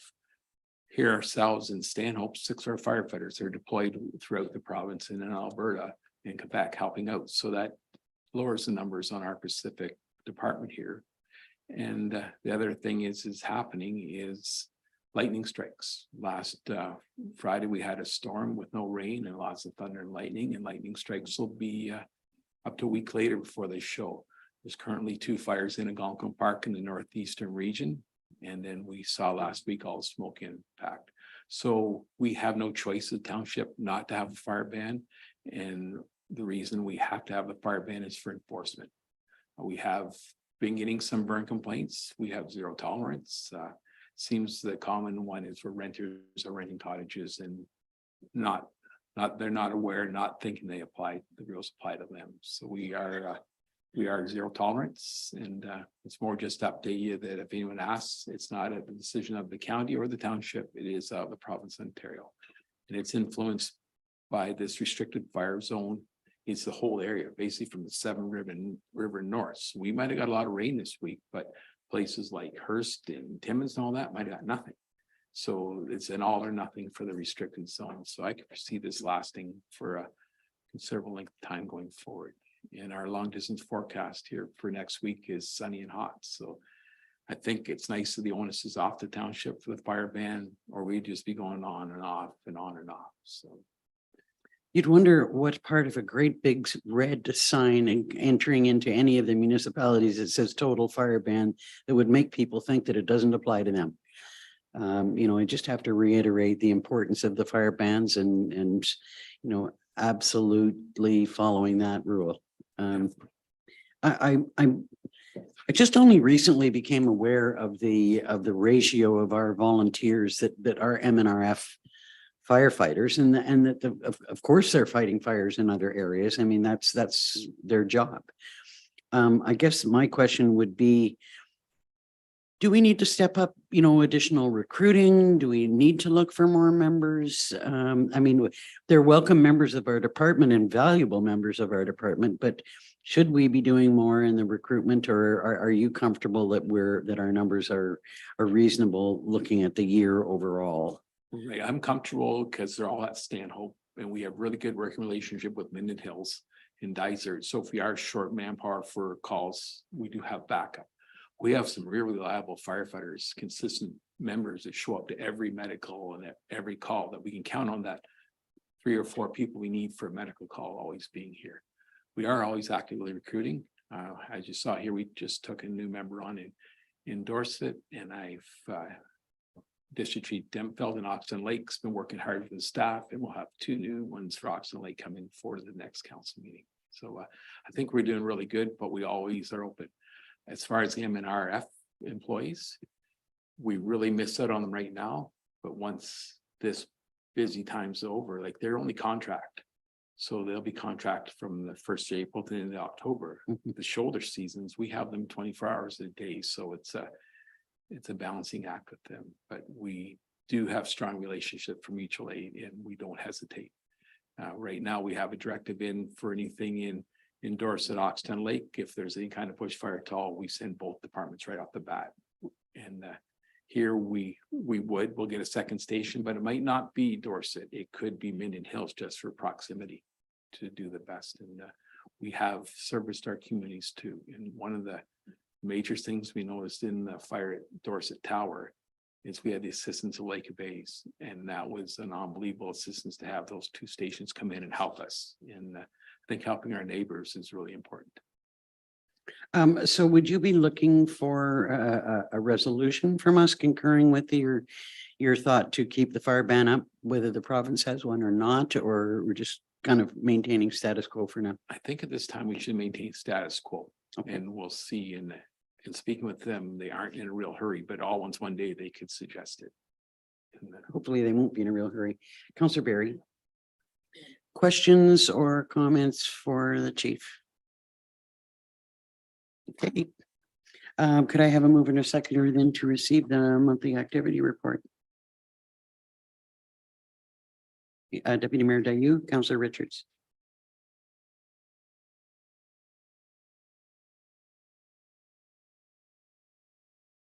Moved by Deputy Mayor Dayu, second by Councillor Richard. Be it resolved that council receives fire service report FD 923 regarding monthly activities submitted by Michael French dated June 15th, 2023, and that council accepts with regret the resignation of Brant Moldeck from Station 60 effective June 3rd, 2023, and council appoints Adam Thorne, West Pop, and Justine Alcock as acting captains for Station 80 effective June 15th, 2023, and further that council appoints Cassandra Holtby to Station 60. All in favor? That's carried. Thank you, sir. thank you. Enjoy your day. And now we'll hear some exciting information about environmental business. First is your activity report. Thank you, Mayor. Activity report for the month of May. As always, I feel like has been for years now. Blue box transition is still on the agenda and will be for a while. For the rest of our lives. Well, hopefully not. We may be able to take a bit of that off the table. So just a note, we've had a breakdown of our card lock at the McClintock Lagoon. So that's affecting usage of that site and we're working to resolve that. So if there's any questions about that, there's still access to it and everything like that, but the automatic system is not functional there at this time. We had the kickoff meeting for the single tier waste management review. So that was a good starting point to get that process underway. We've had the consultant in for site tours of all of our sites. So and they've collected a whole bunch of data from us to get that process on its way. I completed my first aid recertification, and then the next is Maple Lake Operations Center. Obviously, if you have been in there, you've seen some significant changes, and we now have traffic in using the new area, half of the new area of the site that started on June 2nd, and was very well received by the public. We've had lots and lots of positive comments, which is fabulous. It's marvelous. It really, and lots of help. And the day that I was there were a lot of people there, and everything that I heard was positive. People really liked it. Marvelous. Yeah, that's great to hear. Thank you, Mayor. And that was one thing I was going to mention, is that there is some additional staffing at the site. We have more staff than we typically would there, and that's getting people trained sort of in how that site is operating and helping out with some of, there's confusion always when there's something new. So getting that sorted out, and people have been very thankful for that as well. So, and I think we're making good progress on that. The one question that I would ask in that new area, the bins are set up at a height that you literally have to lift the bag up and into the bin. And will there always be, at least one staff member on that level to help people? Because I'm quite sure that there's a lot of seniors that are going to have difficulty. It's not just a matter of dropping it where, with household waste was before. Now you have to lift in. So I would just hope that there was the day that I was there, because I raised that comment to one of the staff, and they said, oh, we're here to help. And I just hope that continues. If I may. Yeah, absolutely. That certainly is the intent. And most definitely through the summer season. It may be a discussion that sort of comes up in the winter when things are a little bit slower. And there's more ability for, staff to do multiple things. So we'll have to keep evaluating that, I think, as we go along. But it definitely is a consideration that, yes, we certainly recognize that people will need a hand there. Councillor Barry. I had the exact same questions, and I would just like to say, I know I've been asking for some time for more site attendance, and I was there on the weekend, and I was totally impressed with how much help there was and guidance, and that was my one thought, was just the lifting. And as far as accessibility, I have no problem, but I know there's many that don't. Any other questions or comments on the monthly activity report? If I could have a mover and a seconder then to receive it. Councillor Short-Reed and Deputy Mayor Dayu.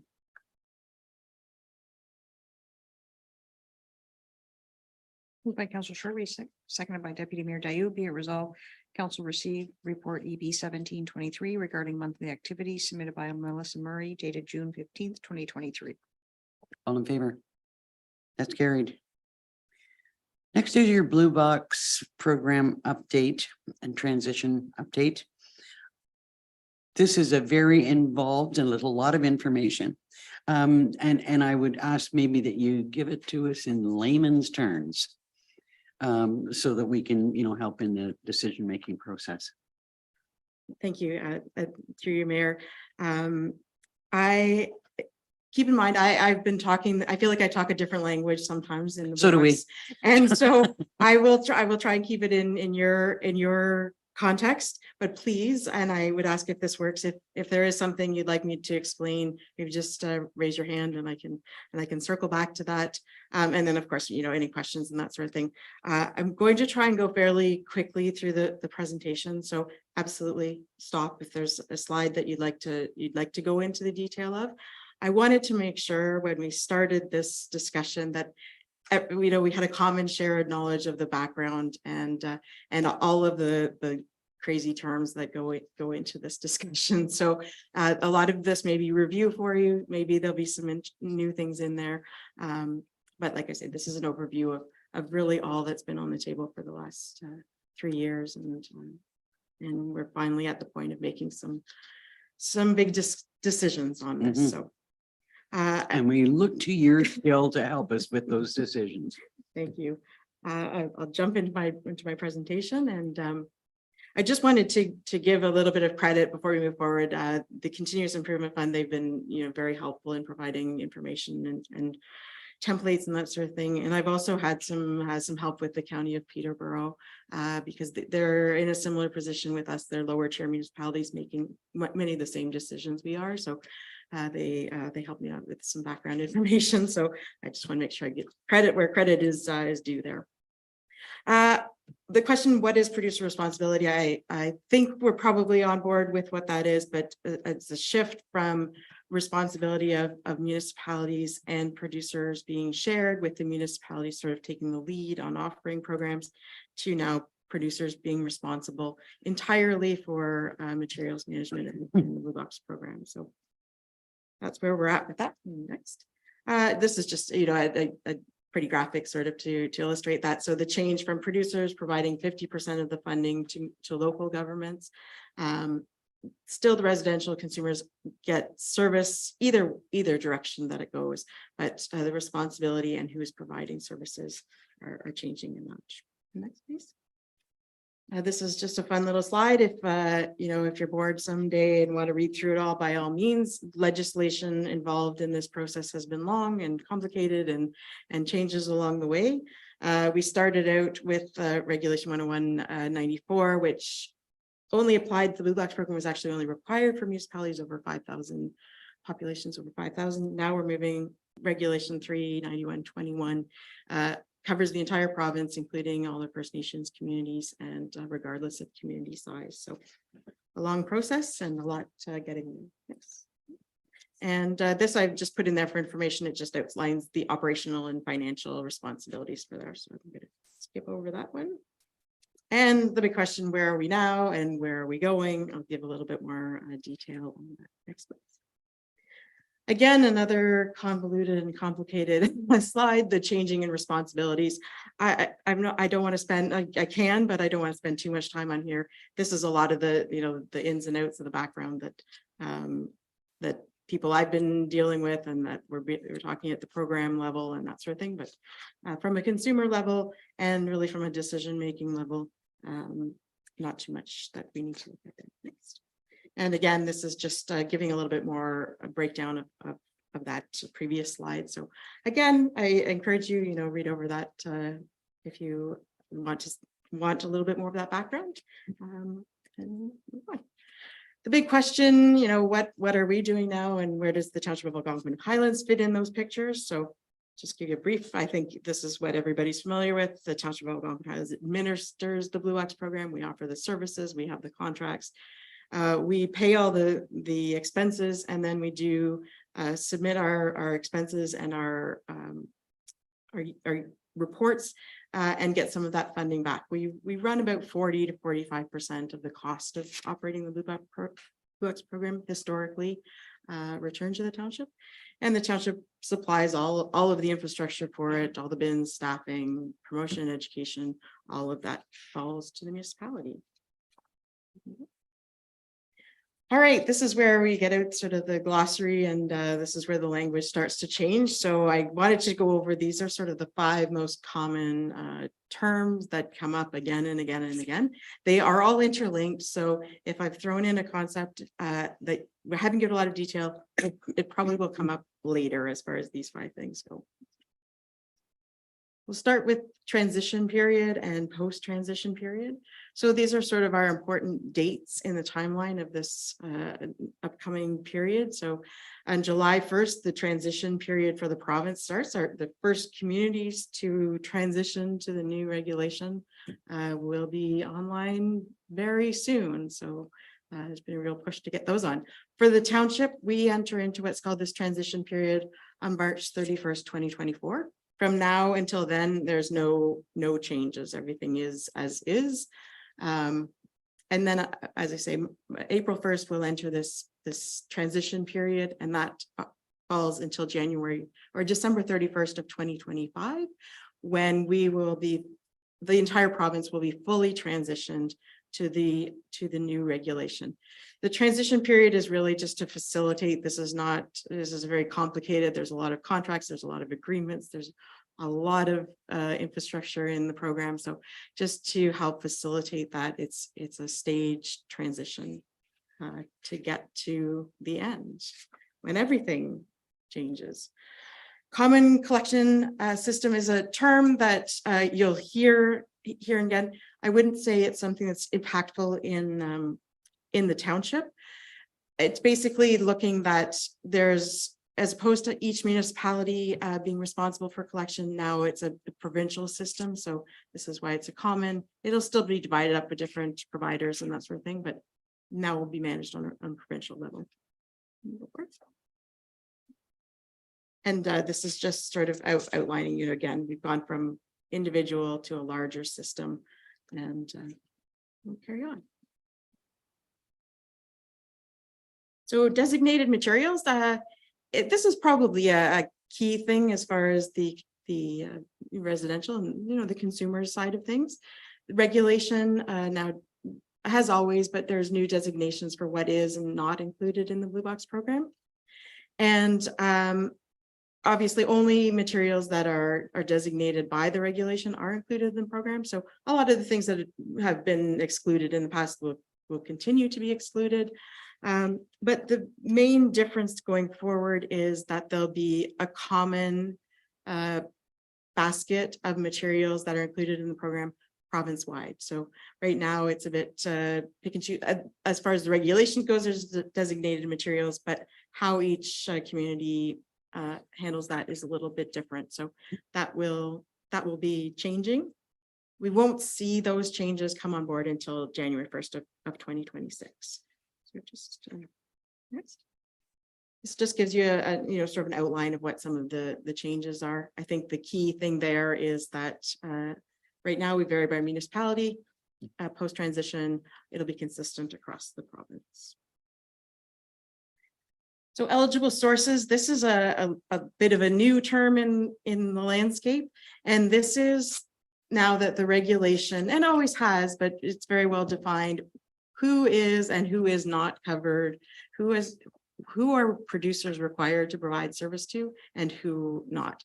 I'd say the broad scale is what they call the IC&I, industrial, commercial, and institutional sector is not, those are not eligible sources for Blue Box materials. So the producers are not responsible for materials in those areas. There's some other subtle, smaller differences there, but that's sort of the broad scale of it. If you want just next. So how would we know, if somebody who's got a business, who is a commercial establishment, is not bringing materials into and putting them into our Blue Box sites? It's a great question, and it is something that I would say has not been established yet. Coming, and this is going to come up later, so I can address it now. But No, okay, if it's going to come up later, yeah, we'll let it this go. will be part of the post-transition decision. So we have an agreement in place with Circular Materials for the transition period that we can work with. So as I say, I'll circle back to that. Okay. And just to carry on. So producers versus producer responsibility organizations, I think we're pretty good on this. The producers are the companies that are generating packaging material and that sort of thing. Producer responsibility organization is sort of the organization who works with producers to get this program underway. So they have a direct relationship together that municipalities are not part of. Just the next slide will give you a sort of a picture. So producers, those are our manufacturers, they're soft drink companies, fast food industries, anybody who's creating packaging that becomes part of that program. And then Circular Materials brings all those producers together, and they work with them to manage the program. Next. Right now, with the Blue Box program, there's 3 pros, they're called in the framework: Circular Materials and RISE. So RISE is actually working with Circular Materials. Circular Materials is the majority stakeholder. So, and because of that, the regulation is now structured that they get to make the rules. So even though that there's other pros, Circular Materials serves as a driving force in that. The Canadian Beverage and Canadian Recycling Association is an interesting note because containers, that's like soft drink bottles and single-use water and that sort of thing, are not as well represented. They're still well represented in the collection system for residential, but public spaces is their focus. And back again, Circular Materials, again, they are the majority stakeholder pro. So that's Producer Responsibility Organization. Circular Materials often goes by CMO, see it, Circular Materials Ontario, if you hear me putting them into abbreviations. Circular Materials has basically hired Reverse Logistics Group, RLG. You probably haven't heard that before, but they're basically the company who's going to provide the administrative support to Circular Materials. We'll be talking more about Circular Materials, just that they are the ones who have put an offer on the table, essentially, to allow municipalities to either continue on providing Blue Box service or not. And they are working with municipalities to help with the transition, because we couldn't go from all or nothing. We couldn't go from one state from start to end without this transition period. And municipalities have always been providing the program. So we have all the infrastructure, we have all the services in place. So they are trying to utilize some of that to get through this transition period. Lost track of myself here. Okay, so this brings us to sort of where we're at now, and that is Circular Materials has brought forward to municipalities agreements that can be considered for municipalities to continue participating in the Blue Box program, or to step away and return it all to the hands of Circular Materials. This is where we have the discussion about opt-in and opt-out. So opt-in is to continue to provide services. Opt-out would be essentially to step away and allow Circular Materials to take over the entire Blue Box program in this community and offer all of the services that we currently do. There's sort of 2 areas, collection and then promotion and education. They sort of get grouped together for depot communities, but they are both part of those agreements. So right now we've been given an offer is on the table from Circular Materials for consideration, and that puts the municipality in a position of being a contractor to Circular Materials. So providing collection services essentially for the Producer Responsibility Organization. There are two different offers on the table. One is what they call a depot agreement, and that would be where the municipality would provide collection services. So residents would bring their materials, put them in bins, and then we would arrange, as we currently do, to haul them to a facility where they are processed and then go into further recovery. And then the other option is where the municipality only provides the collection side of that. So We facilitate materials getting from residents into collection containers, and then circular materials handles all of the rest. So that's the hauling side of things. A note there, so circular materials is required by the legislation to provide during the transition period the same services essentially as are offered now, although it doesn't have to be with the municipality. So opting out would mean that the municipality again is not involved in any decision-making processes as far as what happens to blue box materials in the community, how they're collected, and who completes that collection process. All right, go on here. So we will be discussing when we get to my report, where the Township of Algonquin Highlands would like to go in this opt-in, opt-out. This is just a really brief recap of sort of what the pros and cons of each are. Essentially, staying in the game gives the municipality say in what's happening. The residents would see little difference in the program. Services continue as they do now. It does mean that we have to enter into an agreement with Circular Materials, and because they are the contractee, we would be the contractor. It's at their terms. So as opposed to normally the municipality is signing agreements with a contractor, and we're the contractee. This is a real reversal in roles. One of the other things that's been on the table is compensation is based on our 2020 costs. It's adjusted for CPI and fuel costs, but it's not based on our actual costs any longer, which it had been previously with the data call. So it just affects that a little bit. In our case, it's not as significant. There's no financial loss to it. It is a gain to us. They are taking over more of the costs than we have ever had before. So in not signing an agreement with Circular Materials, again, so on pro side, we have no responsibility for the program. That space and resources could be utilized for other things. Obviously, we don't, on the cons, we don't receive any compensation for right now. What are some of our shared services? And then there's the potential that separate collection facilities obviously would impact our residents considerably.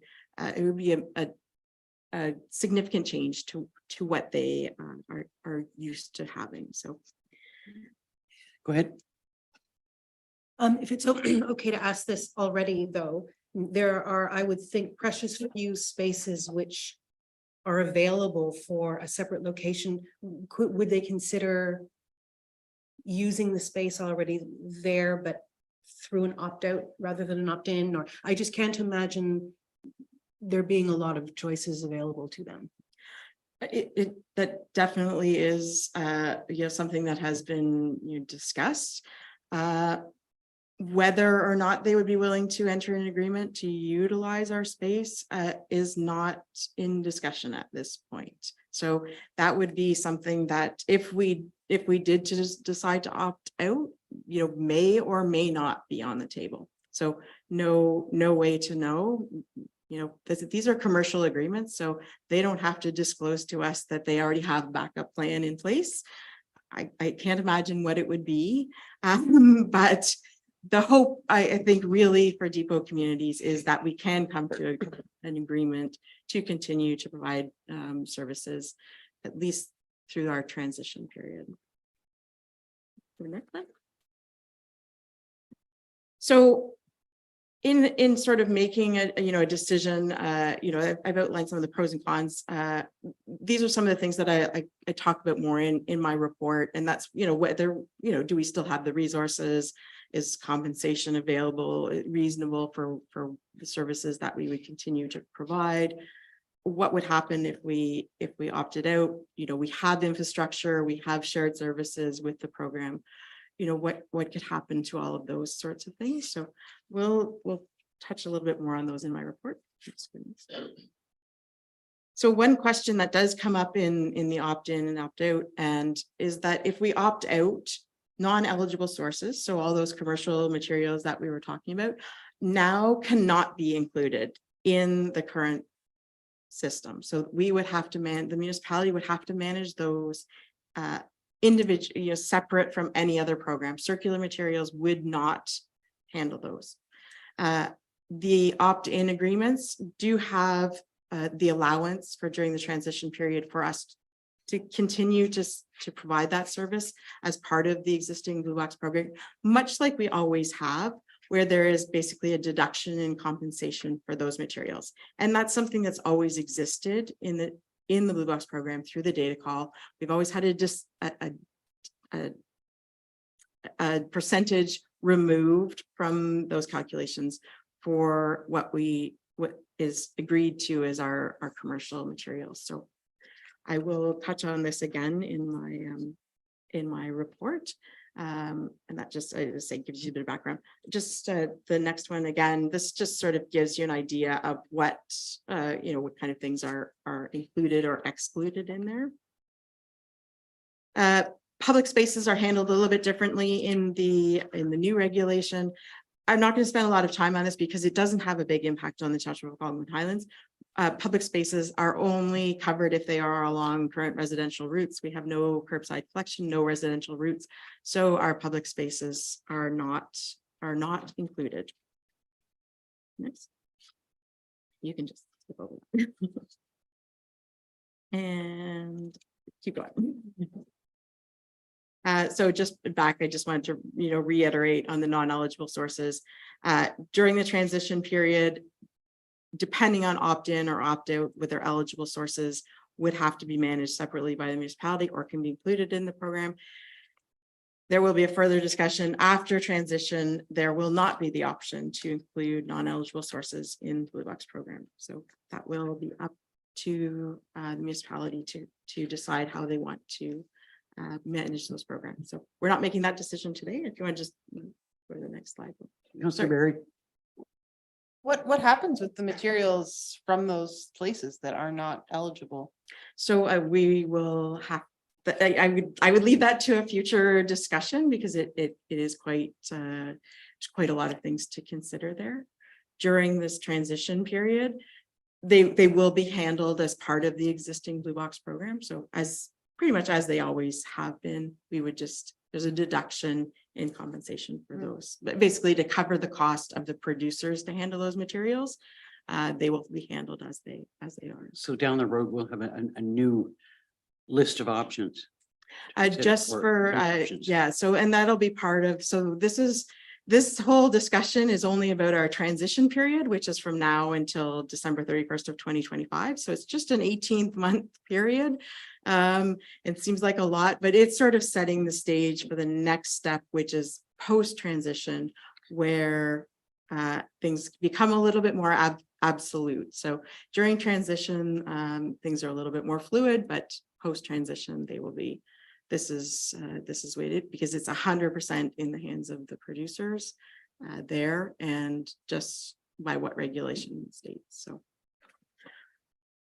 this is sort of, in summary, so where we're going now, we need to make a decision on our transition period. As I said, again, that 18 months until January 1st of 2026, and whether we want to enter into an agreement with circular materials or not, and then opt out. So, and I've just outlined some of the next steps along the way there, but we'll leave those to another day, if that's all right. I don't know whether it's this is the good time to ask or not, but you've been having discussions, sort of countywide on waste management, and I'm just kind of wondering what the overall sort of direction or position is. I understand that at least one of the 4 lower tiers have opted in. Is there a feeling that would be more of the direction that everybody's likely to take? I know it's hard for staff to predict, but is there any thinking there about how it might go? Yeah, and certainly that, that those conversations have been happening. We, the county, we have been all working together as far as bringing issues forward, and just we're all in similar positions. I think in the depot only realm, which is where we fall, we only offer depot collection. We don't have any curbside. There is both circular materials and the municipalities see the benefit of keeping those programs running. The facilities are there, the infrastructure is there. To sort out a new direction would be challenging. In our favor, the compensation offers, we have had discussions with them, those have evolved over time. Our agreements are a little bit more in favor of what we have to offer and what we have at the table. So there really is, move sort of to work to have that be an agreement that does work. And you are correct that one of the municipalities just on Tuesday has made a decision to opt in, and the others will be coming along shortly. So, as I'm going to outline in my report, there's still a few things that are on the table, but Okay, we'll go to your report then, unless there's any questions so far. I think maybe we might want to hear what's in the report and then ask questions. Okay. All right. So some of this is, we're gonna look at some of the same things again, but hopefully that presentation just sort of gave us all good groundwork to enter into the meat and potatoes of this to get to where decision is. Yeah, let's try as best we can to get to the brass tacks of things. Yes, excellent. So as I mentioned, my report has a lot of, the background just to make sure we've got all that covered. We have been presented with what's called a master services agreement and a statement of work from Circular Materials to continue to provide collection services at our existing depots and based on our existing costs. So it's from our perspective, we started out with not a great agreement, and I think we have a much better agreement. And some of the things that I've outlined in my report are issues that are still need to be sorted out, and some of that is language, some of it is clarification, and some of it may be things that there may need to be some compromise on. And those come to, eligible sources is one thing that we negotiated extensively. Circular Materials started out and said 25% of your materials are from all non-eligible sources. We're going to just use that as a factor. So there's no way in Algonquin Highlands we're at that rate. So we have worked with them to bring forward a better calculation of that. And now they've agreed to a 2.13%, which would be basically the costs that the municipality would cover of the program to facilitate those materials. Our hauling and processing contract, when it came up, we did use the March 31st date as our date whether to renew or not with them. So that's not an issue that's on a table. Same as site attendant services, that contract will be up for renewal before or around that time. So we're good there. Our promotion education are services that are required, under the agreement with Circular Materials to move forward. We do have the advantage that if we do a collections only agreement, as I would recommend, our recycling assets could actually be redeployed for other purposes, which is actually great because that means we're not having to replace as many of our bins and that sort of thing. So bins would now be included, provided by the hauler, whoever's hauling materials. So that's a good thing.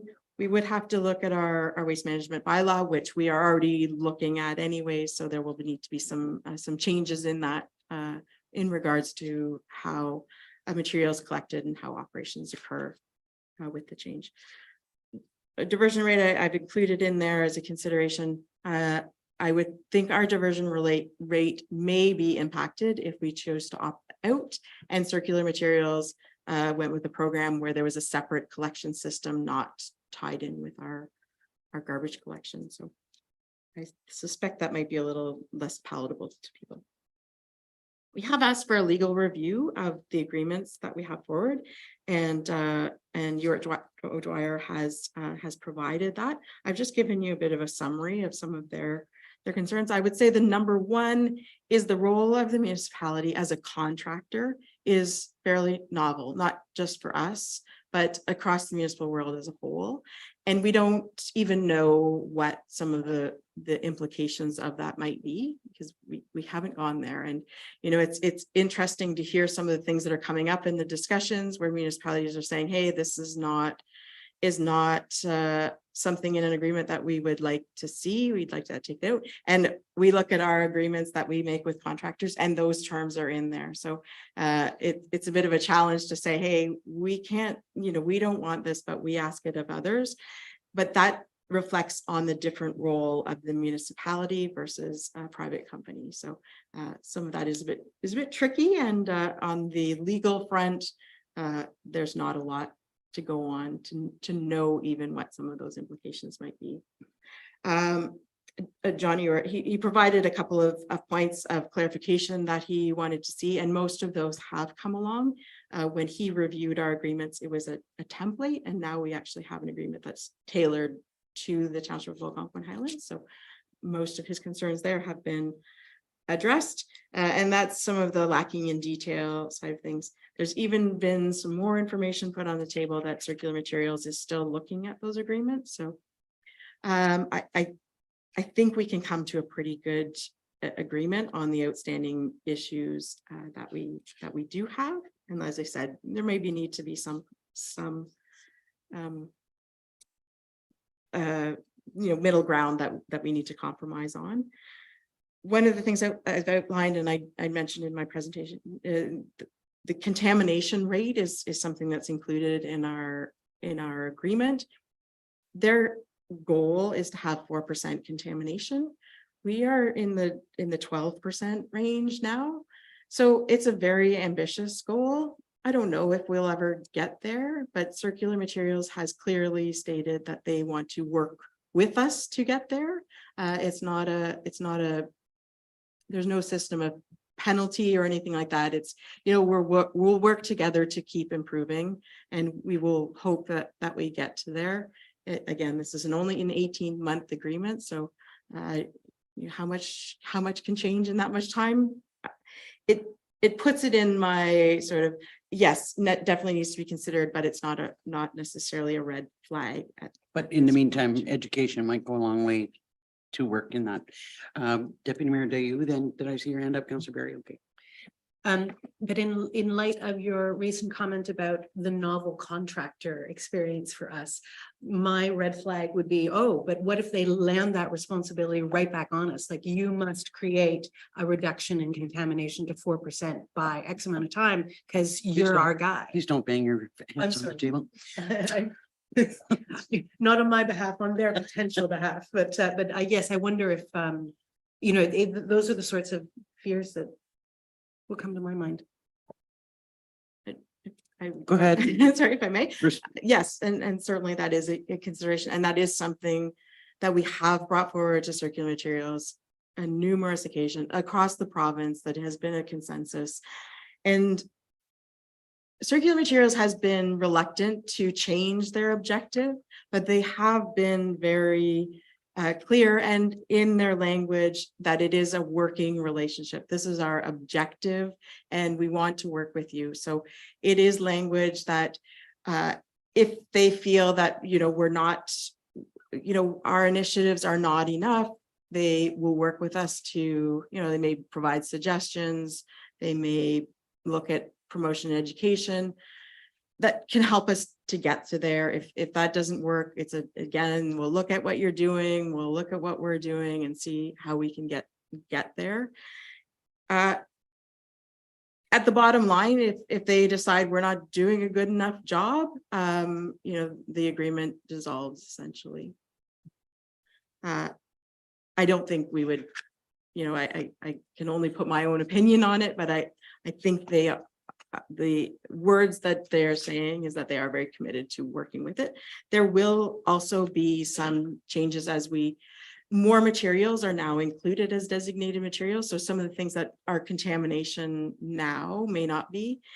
And the other is that their process, so our process of determining our contamination level is sort of a batch process at this time. So we don't have like a definitive number to say that, every bin that comes out is this much contamination. So we might actually be doing better than we expect. I suppose there's the potential we could be doing Or worse. not as good. But we always have, there's always work to be done there. I think Algonquin Highlands is in a good position. Our residents are very engaged and very interested in doing the right thing and are very receptive to that. So continuing that on and some more provincial, promotion education initiatives and that sort of thing will really help in that regard. Councillor Berry. With, just correct me if I'm wrong, but with the contamination rate, some of that is actual, I will say, dirty recycling, like you're not cleaning your things. Some of that is contamination. But then the other component is just things not being able to be recycled. Like we went to the depot and we've seen, the line of things coming down and people trying to recycle things that aren't. And then there's another component, which I find interesting is and I think maybe with some of this becoming across the entire province, is that in some areas you can put your metal can in with your paper and then you come to another township where we have to separate them. So some of the contamination in some, innocence is not an Confusing. intentional action. So I just wonder how do we relate what those are, if it's dirty recycling versus improper recycling versus just an education in different municipalities? Like, what is the bigger picture there and how can that be resolved? I mean, Yep, go ahead. so, and that's where having a provincial standard where every municipality is collecting the same materials and we're all promoting and educating on the same framework will be very helpful in that regard. That will help with a lot of the confusion. I live in Markham and there I can do this, and in Algonquin Islands I have to do that, and I don't know where things go. I'm confused.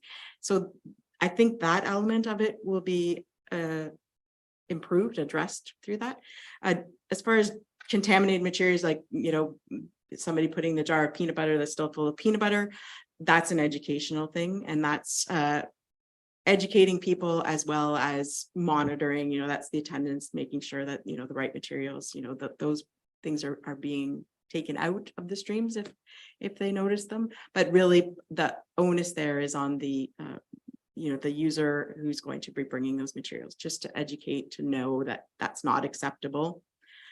And then as far as, again, with the wrong materials, the coat hangers in the blue box, that's not an acceptable material. I understand the confusion. It's plastic. Is it not plastic? But and if you've sort of been watching the evolution of education, now it's not plastic and cardboard or plastic and paper, it's containers and fiber. We're trying to, containers it's food and beverage containers now, you'll see on some of the new signage, because those are the acceptable materials. So that's been evolving. And I think with this change as well, that consumers, residents haven't had the opportunity to sort of know how programs are funded and that sort of thing. Whereas this is a real change that now suddenly it's these are only specific materials that are included in this program. And we had that opportunity to bring, that education forward again.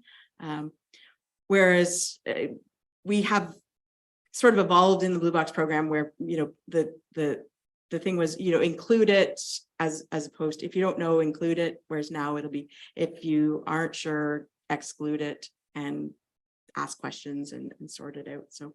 And then it goes into general waste.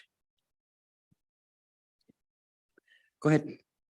Well, interestingly enough, on my drive in this morning, there was a small update from some recycling in I think it was Brockville, where people are not having their garbage picked up or their recycling picked up, and they're getting sort of a ticket. Now, we don't have curbside, so that would never be the case here, but in another area in the same location, the township is being charged for hauling and then being charged to haul back because it's improperly contaminated. So that's my concern, is that if that contamination rate doesn't change, that we could be paying twice if we're not doing a proper job.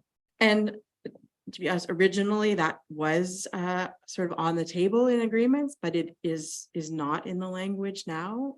Now it is a very much a, collaborative, we're working towards this objective, and we will work with you, to keep, to keep moving forward and, to make reasonable efforts to get there. It's much softer language than where things started. And I think that gives a good sort of opportunity to have that, working towards. The challenge is that the producers have goals that they have to meet. They have targets they have to meet. So that is uncontaminated material that they have to be able to recover. And, I understand where that low number comes from, but it is, we have very much brought forward that is a challenge and something that is a consideration, in these decisions. But as I say, the language I'm hearing anyways is that we really want to, we understand that we think the changes in the program will reduce that amount of contamination. More things are included. The provincial, a common collection system, same materials across the province, will all help to getting municipalities into that. Go ahead. Councillor Richards. One of the things that I think I read in there was that they don't consider contamination the same way that we currently do. So it could but I didn't really see a definition to that too much. So it could be that food contamination may not be something they're considering in that 4%, or have they outlined what they're considering as contaminant?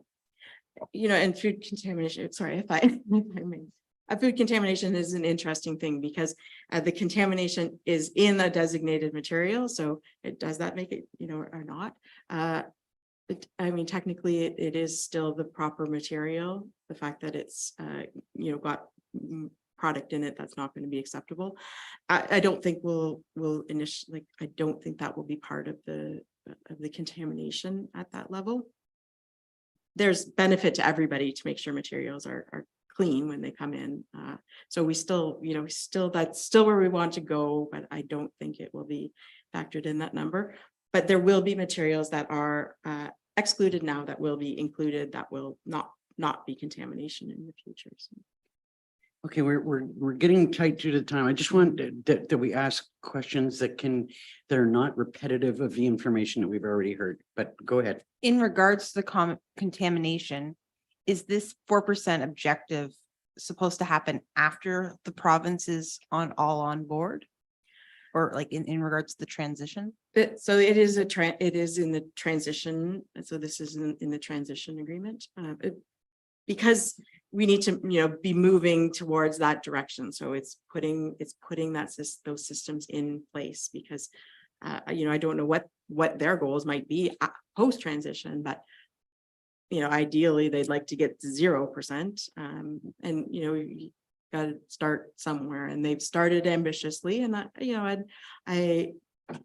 I have to always, I respect, an aspirational goal. But it is, it is a challenge.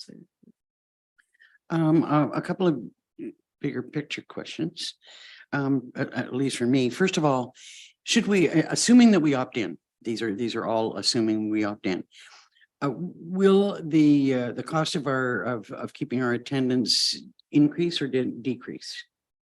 Well, if I may, sir, it won't have any impact on our contracts with the attendants. Okay. So, those are negotiated. That's entirely separate from this.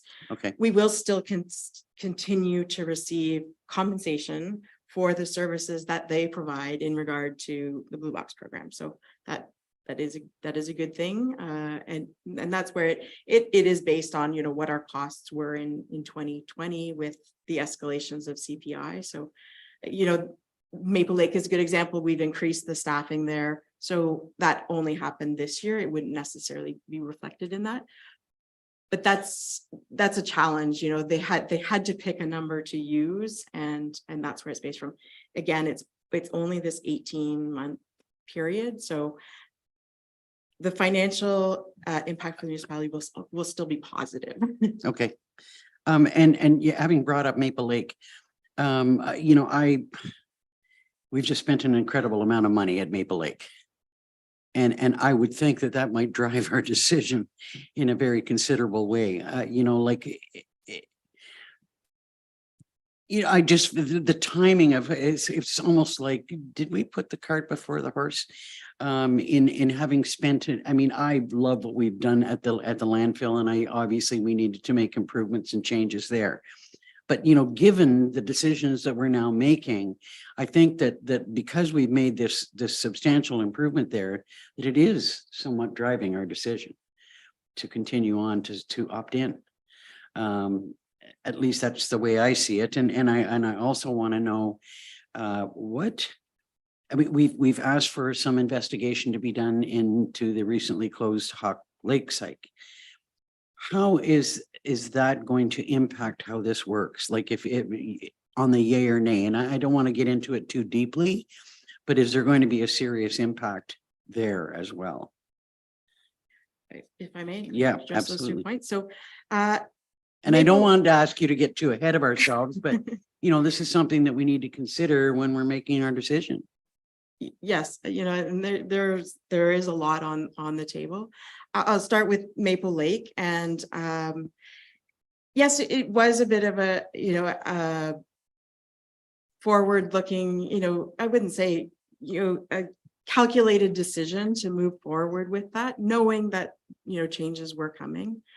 I think that decision came with the caveat that really, as the question has already been asked by council, that what other resources are there? It is in highly likelihood that, you know, that those resources have to be used. The producers are required to have as many depots in the community as there are existing. So not to utilize that resource would not be in their best interest.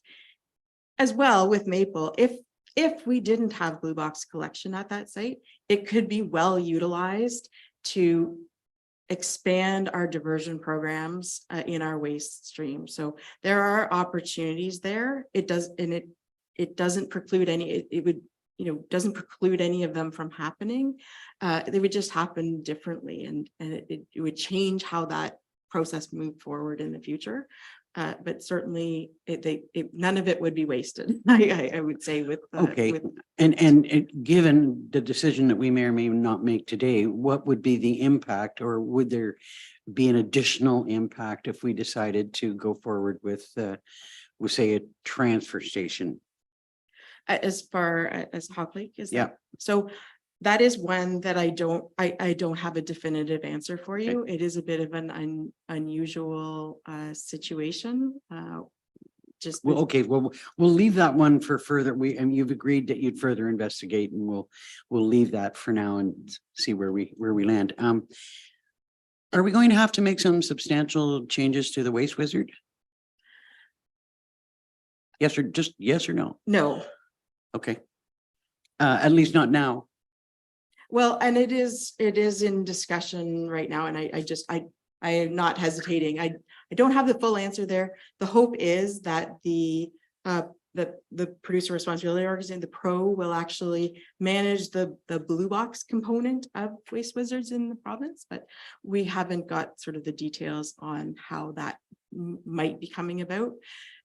The Waste Wizard is much more than just blue box, so it's of a great benefit to us regardless of where that would go. Okay. It is a great tool to have if we do decide to opt in. It does, you know, it does help to meet our promotion education objectives. So. Okay, my only other question right now is you had shown a list of producers that are associated with this project.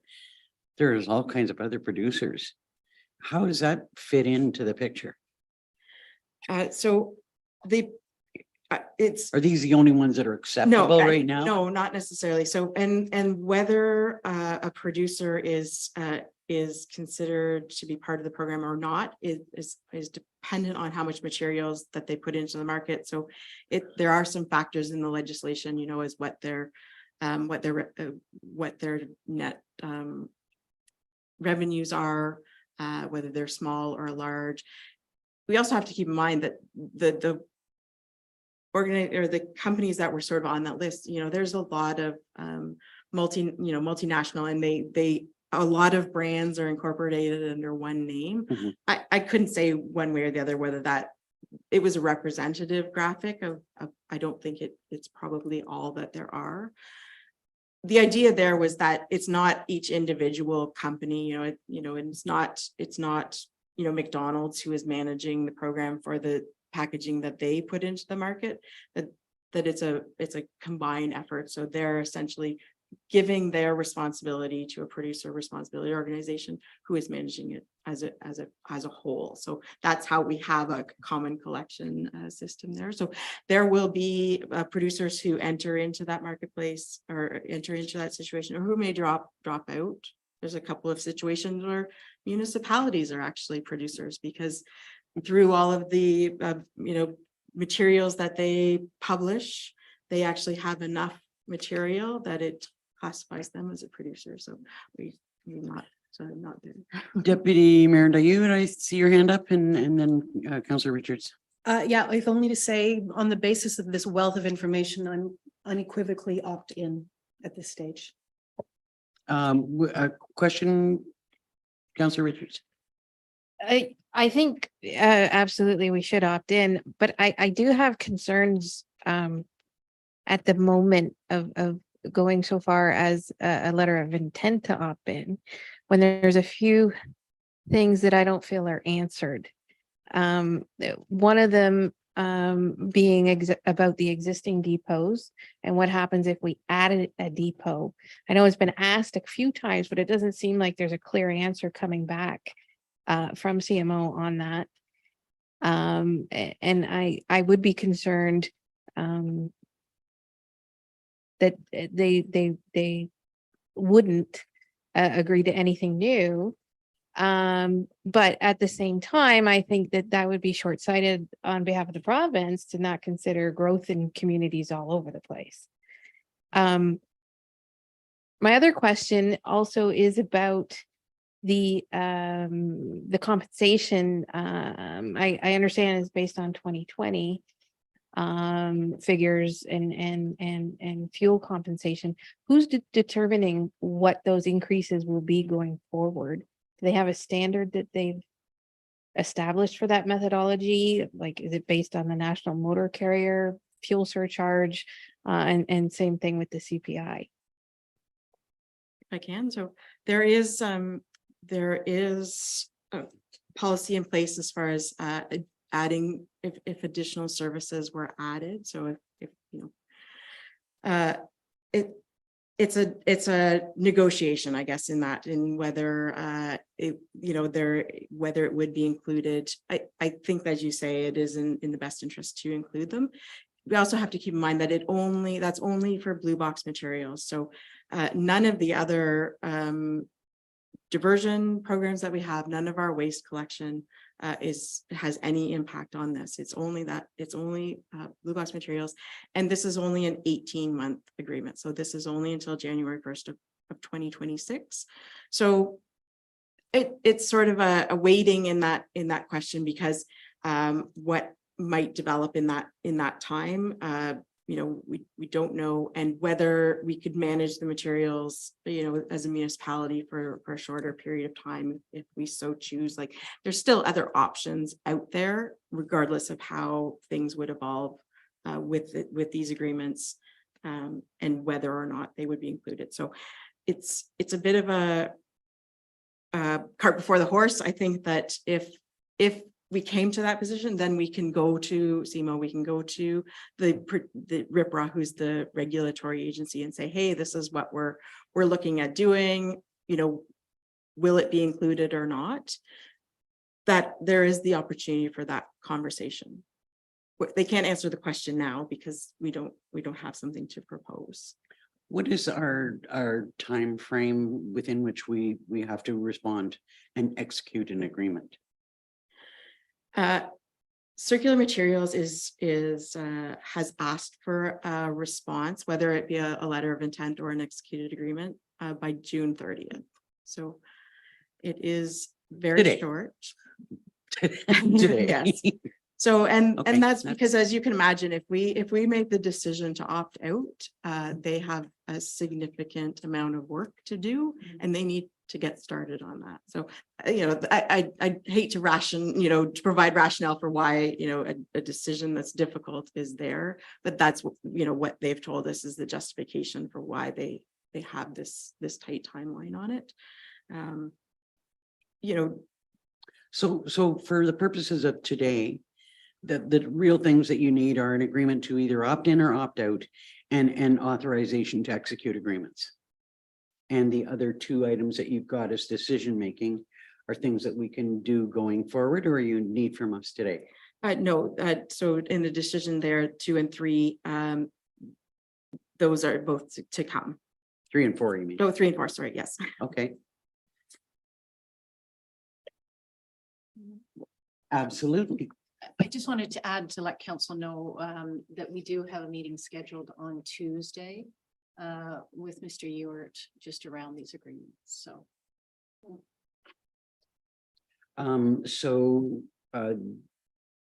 Would the resolution be conditional on?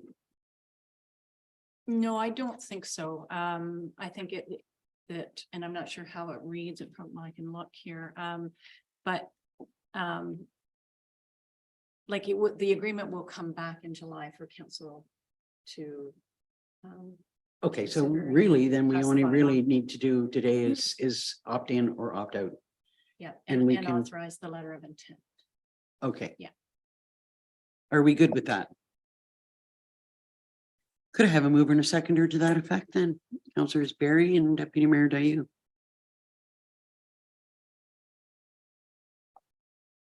Moved by Counselor Barry, second by Deputy Mayor Dayu. Be it resolved, council received report EB 1823 regarding Blue Box program transition submitted by Melissa Murray dated June 15, 2023 for information. And that council directs staff to provide a letter of intent to Circular Materials to indicate that the township will opt in to providing Blue Box services through agreement with Circular Materials, subject to the agreements being to the satisfaction of the township CAO, environmental manager, and by legal counsel. And that council directs staff to meet with Circular Materials and address any provisions of the MSA depot operations, only settlement of work and P&E statement of work that remained outstanding. And that a bylaw to authorize the signing of an agreement with Circular Materials be presented at the July 20th, 2023 council meeting. All in favor? That's carried. Thank you, Melissa. I know that this is a really, really involved project and it certainly makes my head spin, so it must do a number on you from time to time. Your work is appreciated. Thank you. very much. I Appreciate it. think we will call for a lunch break now and we'll look at the Environment and Stewardship Committee when we come back. And so now break until 1:45.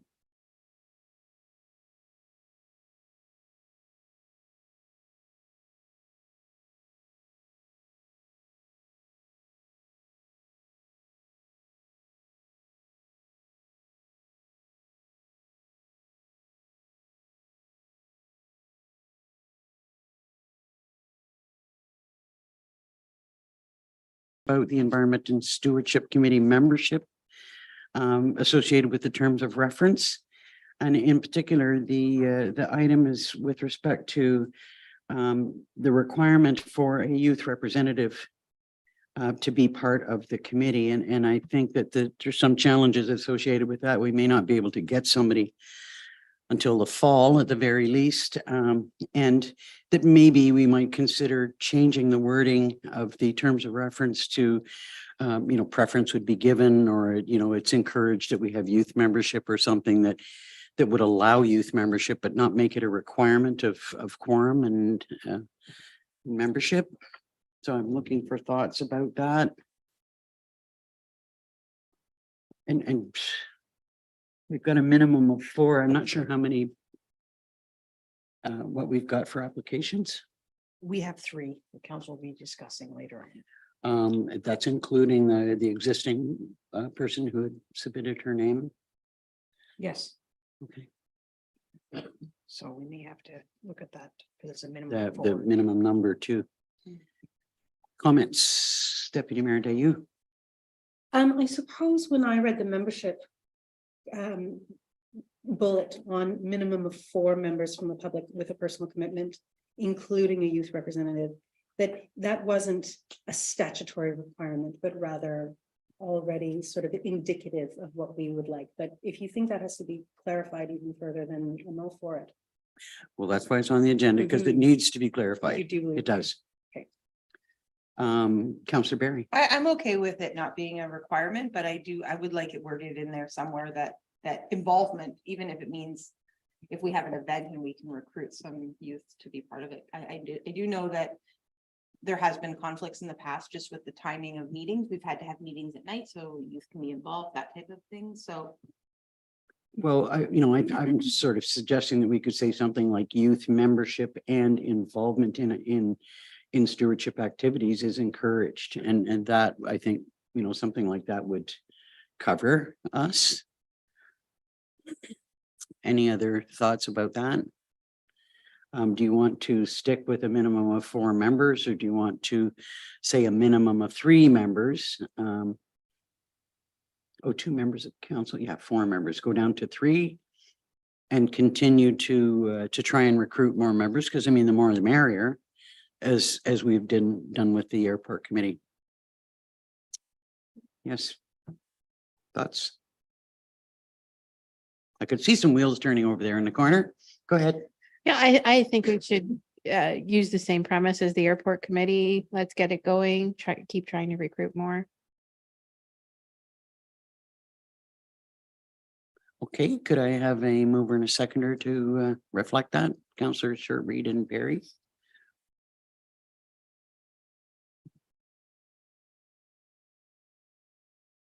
I should have asked Melissa, sorry. I mean, this is a part of your role. Any comments about that, or you think we're on the right track? I'd say the only challenge and, is the stewardship committee often has a lot of things that they want to do, and having less people to do them. It just may be challenging. Well, it is our hope that we will have more, but at the way things stand right now, we can't meet. So let's get going. And Councillor Barry. maybe we could commit to have a standing item on the agenda items of just volunteer committee member recruitment. Well, and Not our council, but on the actual committee agendas. okay. But I mean, that's something that I think council needs to have a discussion about too. The rec committee has talked about a widely scoped, seeking volunteers and how we might approach that. And I think, there might be some suggestions coming from the rec committee, but that council might have a discussion about that maybe at our next meeting about what we see might be appropriate in seeking out volunteers for a variety of things. So we have a mover and a seconder. Moved by Councillor Short, second by Councillor Barry. Be resolved that membership requirements for the Environment and Stewardship Committee terms of reference be amended to a minimum 3 members of the public, 2 members of council, and preference would be given to a youth representative and on the committee or involvement in township initiatives. All in favor? That's carried. Thank you for that. Thanks, Melissa. And next up is finance.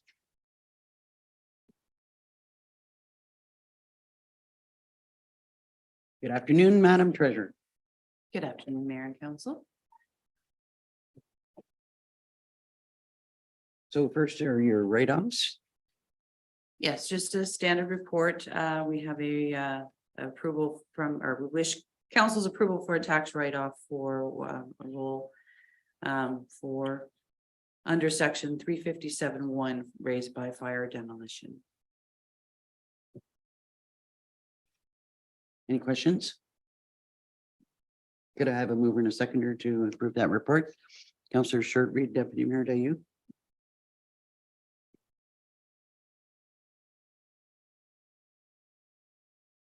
Moved by Counselor Short Reed, second by Deputy Mayor Dyou, be it resolved that council receives report TT 1623 regarding tax write-offs submitted by Karen Mintz dated June 15th, 2023. And council hereby approves the noted tax write-off total under section 357 of the Municipal Act for taxes in the amount of $2,824.38. All in favor? That's carried. Thank you.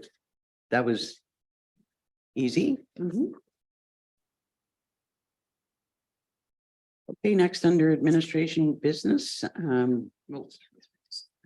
Oh my God, I'm sorry. Any questions on the account summary?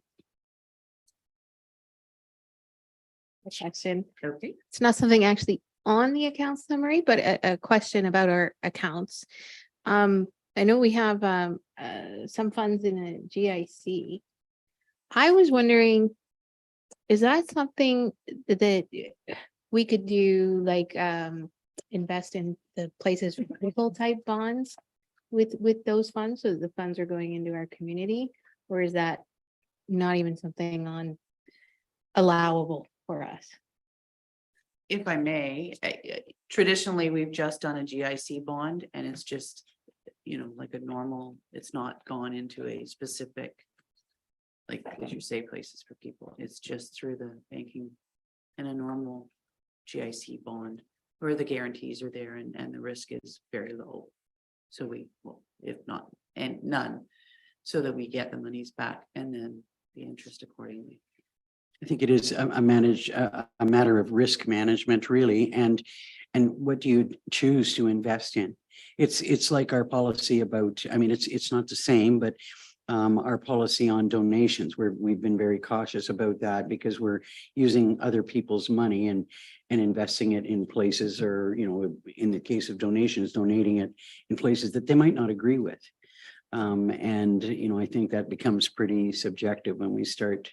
I see the value of what you're saying in investing in community, but what level of risk is associated with that? Like the Places for People bond is a brand new initiative, and it might be something that members of the public would be opposed to. On the other hand, it might think it's a good idea, but I would suspect that you get some pretty solid advice about the best investments for us to make, and the returns have been good on our investments. We've been doing really well, as you can see from the increase in our financial statements. Go ahead. Yeah, I was just wondering if it's something that's even a possibility for us to consider in the future. Any other questions? Could I have a mover and a seconder then to approve the account summary? Councilors Short Reed and Richards.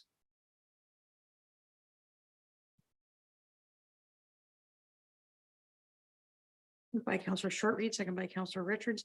Be it resolved that council's reviewed the expenditures incurred as set out in the account summary report TT 1723 in the total amount of $883,668.26, and hereby approves payment as same.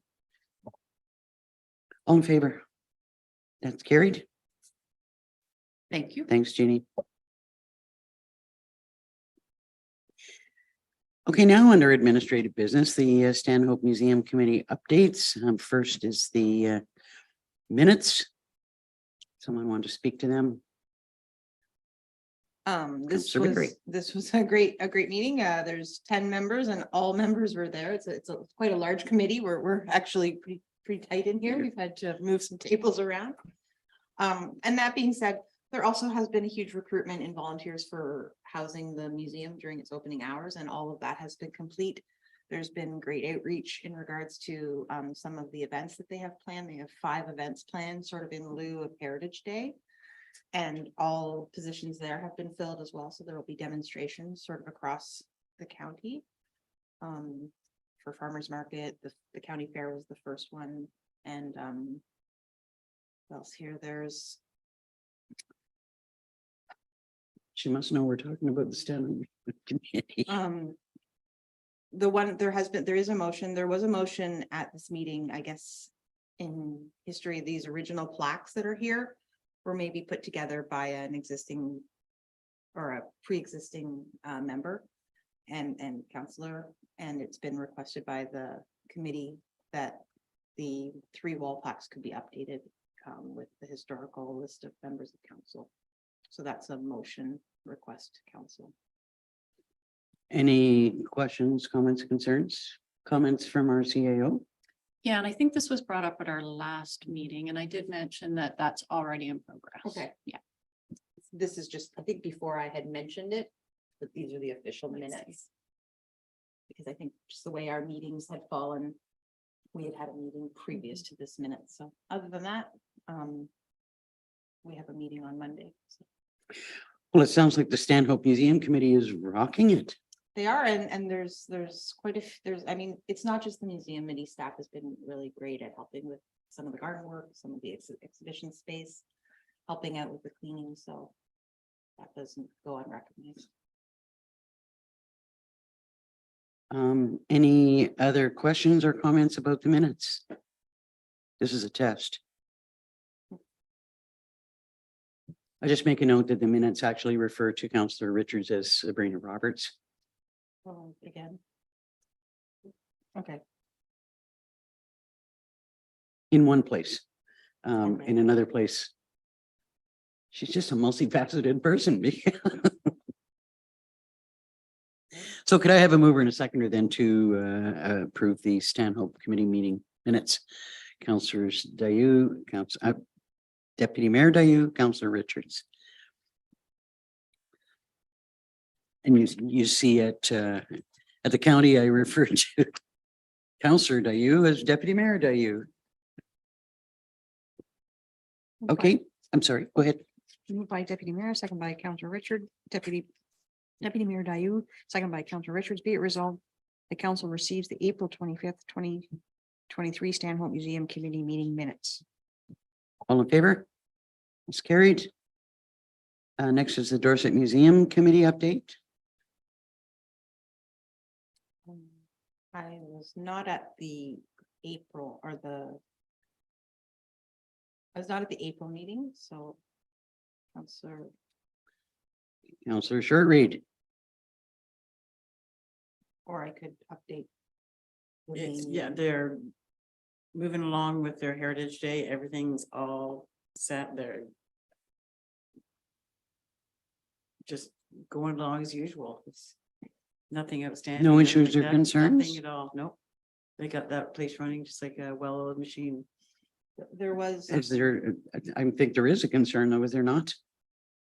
There was some concerns brought forward just in regards to some outside work that's been. That was at the next meeting, not the one. That's been brought forward. I think it's been mentioned on several minutes, just that. Initially, they wanted some painting done in conjunction with their funding for the renovation or addition. They were going to have a grand opening. I think that grand opening has been pushed back to the fall. And they're having their Heritage Day on July 1st, Canada Day. And there's just been some requests, and I've spoken with staff, and again, staff, especially specifically maintenance, has been over required and undersupplied. So there's work that's coming forward. I spoke with Angie this morning about it, and I think a lot of it is just outside painting and that type of thing, just to pretty up the place for their big event. And they're having a bit of trouble doing some on the opposite end of museum. They're having a bit of trouble getting volunteers, but the committee members are picking up the slack where the volunteers are unable to. Any questions or other comments? Could I have a mover and a seconder then to receive the minutes? Councillors Richards and Deputy Mayor Dayu.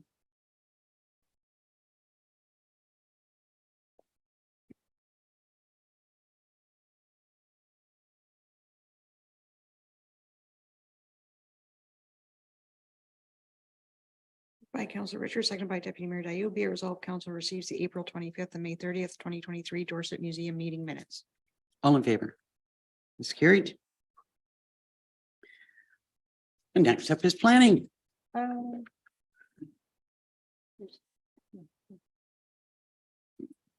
have enough trouble as it is following the agenda. Okay, welcome Good afternoon, Mayor and Council. and good afternoon to you too. So first on your list of items, which is substantial today, is the Cultural Resources Committee update.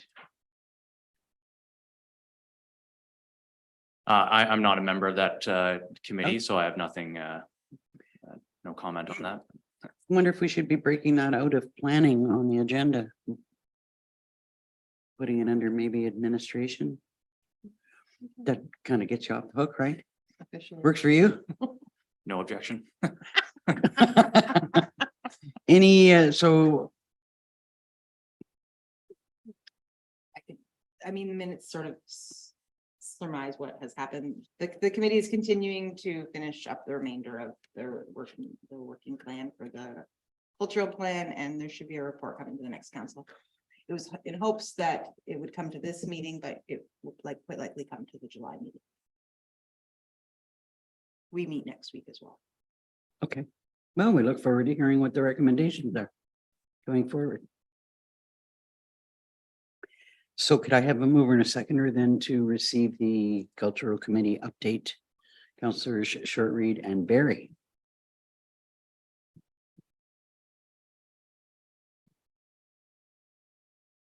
Moved by Councillor Shortreed, second by Councillor Barry, be it resolved, council receives the April 25th, 2023 Cultural Plan Working Group meeting minutes.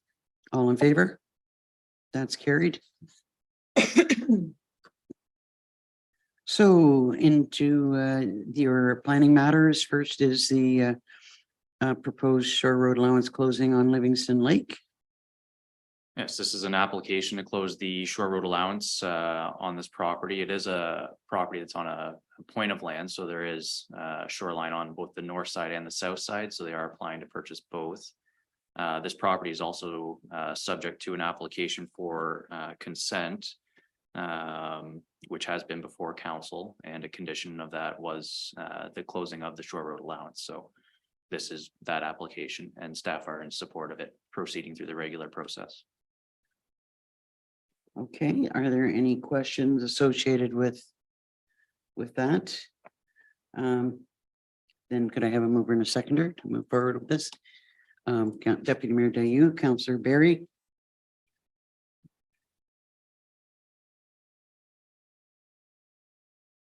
By Deputy Mayor Dayu, second by Councillor Barry, be it resolved, council receives report PL 4423 regarding proposed shore road allowance closing fronting property located at part of lot 10, concession 6, geographic township of Livingston Lake, and that council approves in principle application OSRA 4423 made to stop up and close convey the said shore road allowance, and further the applicants are requested to proceed in accordance with the shoreline road allowance closing procedure.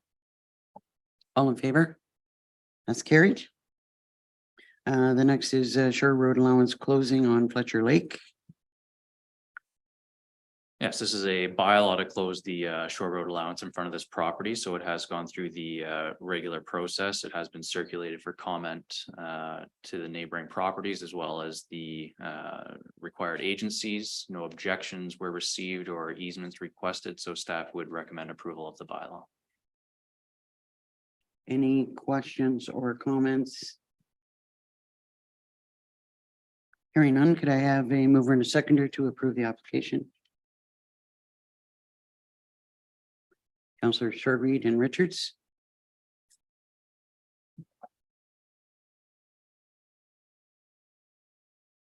Moved by Councillor Shortreed, second by Councillor Richards, be it resolved.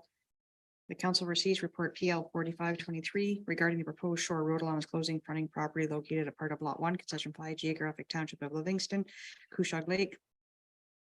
Submitted by Sean O'Callahan dated June 15th, 2023, and that council deems the said shore road allowance to be surplus and directs the bylaw to stop up closing and pay the said shore road allowance brought forward for further consideration. All in favor?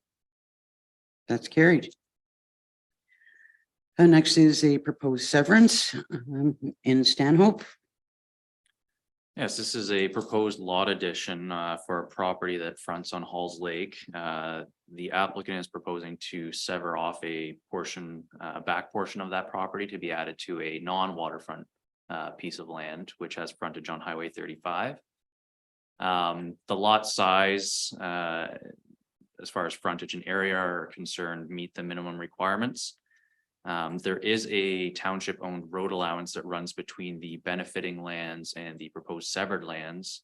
So that would need to be closed in order for the two parcels to merge. Generally, well, the township policy is generally not to sell a road allowance which leads to water, unless it leads to water or from water to water. In this case, one end of the road allowance has been closed already. However, it does end at a township-owned piece of land which is on the water. So it has the same effect as leading from water to water. So staff are of the opinion that meets the intent of that policy and would be supportive of the closing of that road allowance as a condition of the proposed severance. Staff have also included additional conditions which are fairly standard with a proposal such as this. But I'm happy to answer any questions should council have any. Any questions on this application? Hearing none, could I have a mover and a seconder then to proceed with the application? Councillors Richards and Shortreed.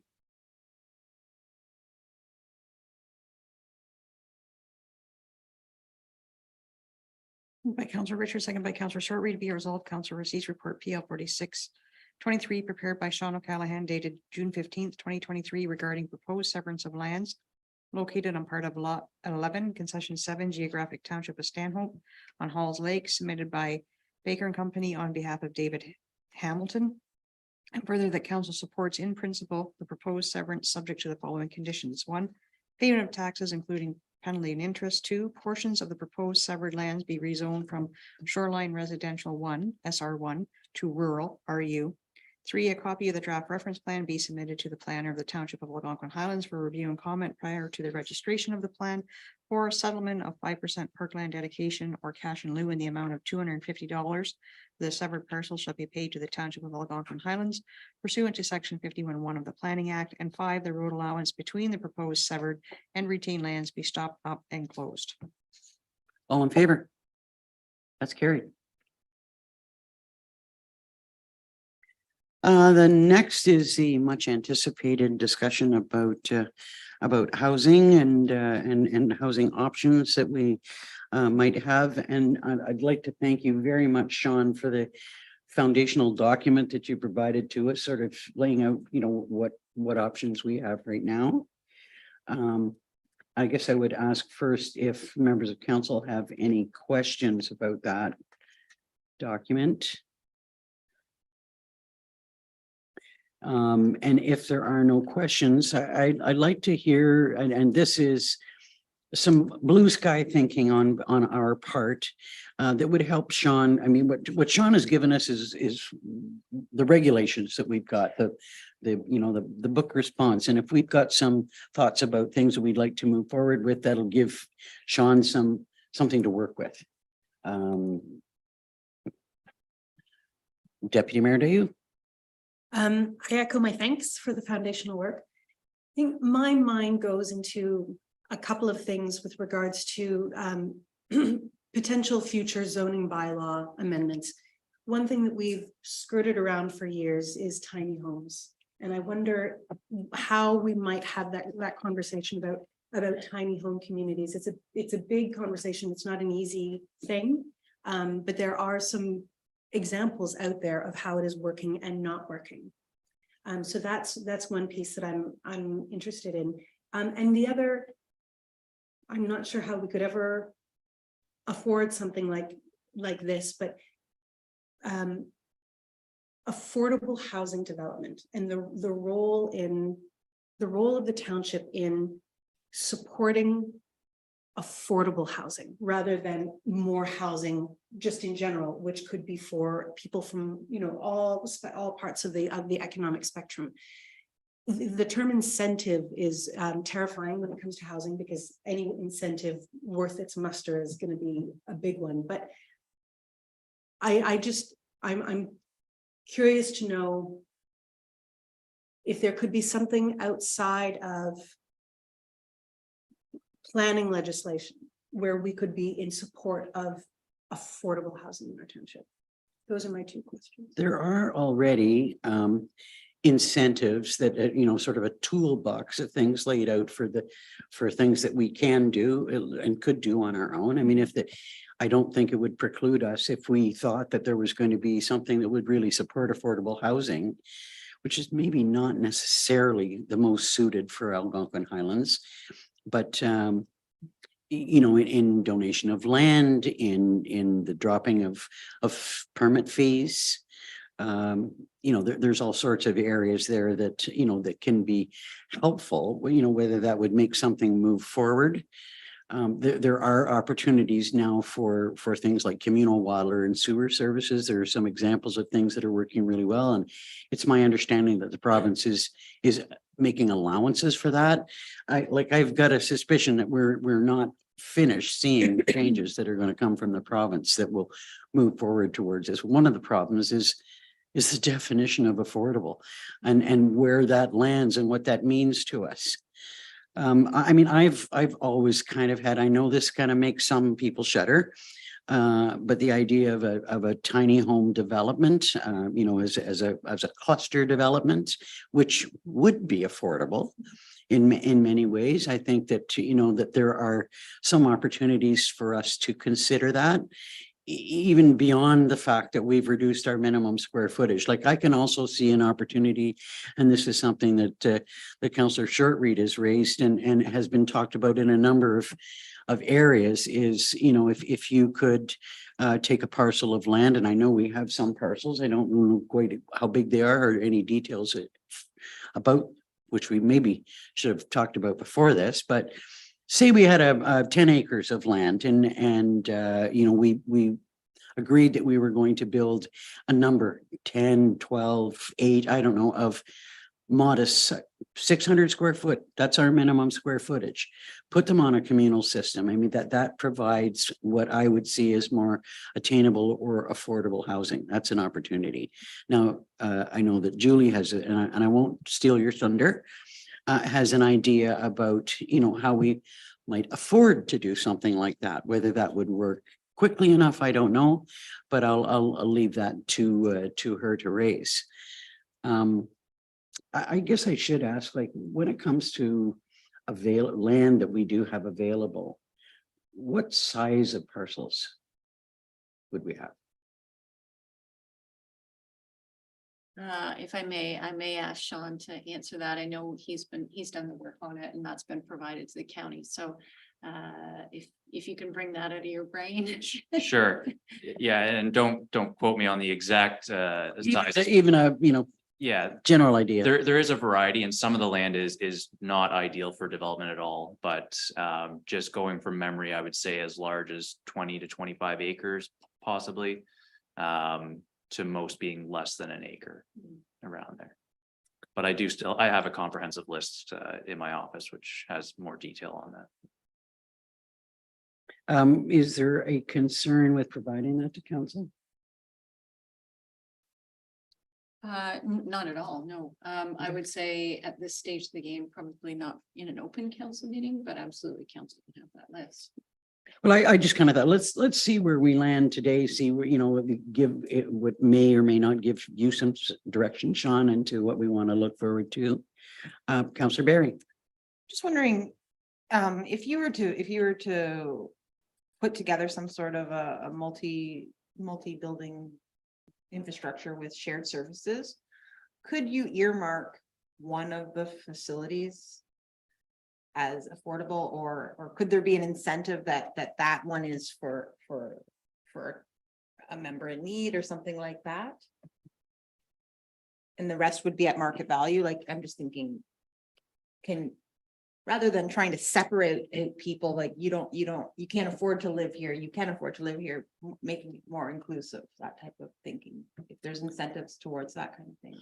Well, there are a variety of incentives, but in order to access some of those incentives, it's my understanding that you'd have to go through the city of Kawartha Lakes, who's our housing provider, and there's some real, limitations about. I think we might run into trouble trying to decide who should acquire a property like that. Like, I don't want to dig into like Julie has got an idea about financing, developing a small determining a parcel of land. I mean, we would have to look at some kind of servicing ourselves, but building a small house, selling it at maybe cost plus, I don't know, cost plus 5% or whatever. And selling that unit in order to establish a fund to build another unit. You could do it that way. As far as how you would determine who would be eligible, there's a variety of different ways that you could do that. Taking applications, having a bid process or a lottery. I don't know. There's all kinds of different ways that you might go about doing that, but it's one idea that would reduce the cost from, say, for instance, I mean, there's a really big sky picture. We could say, well, we want to carve off 10 acres or 15 acres from the airport land and build affordable houses.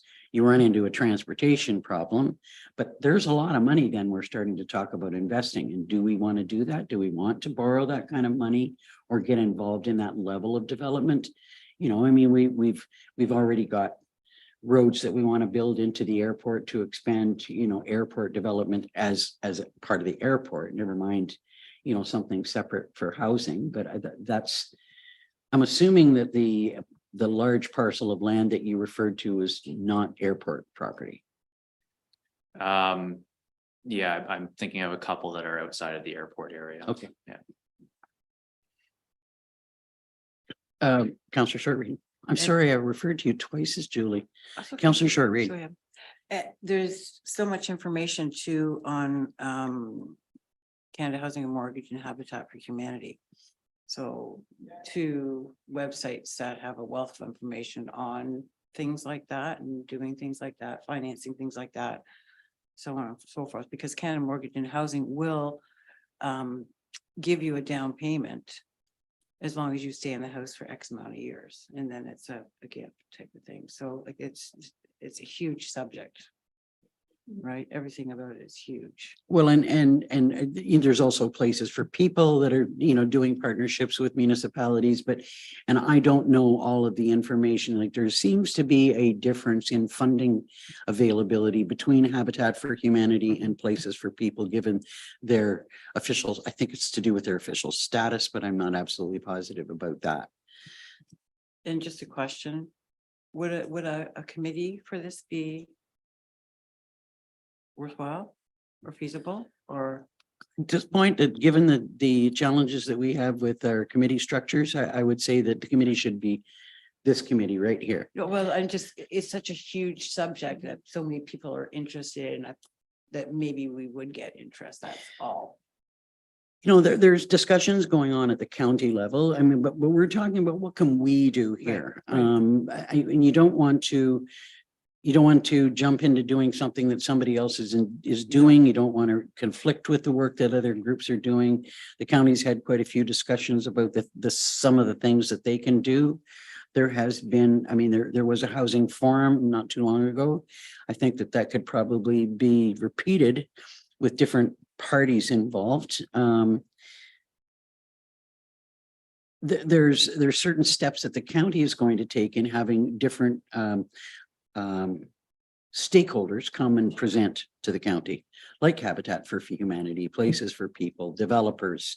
There's a number of different organizations now that are developing net zero prefabricated and not in the original thought about prefabricated homes that are like stackable. I know that there was one example. It's a 30-story stackable building in Peterborough that's going right behind the courthouse. And it's just like the most extraordinary thing, extremely cost effective and quickly built.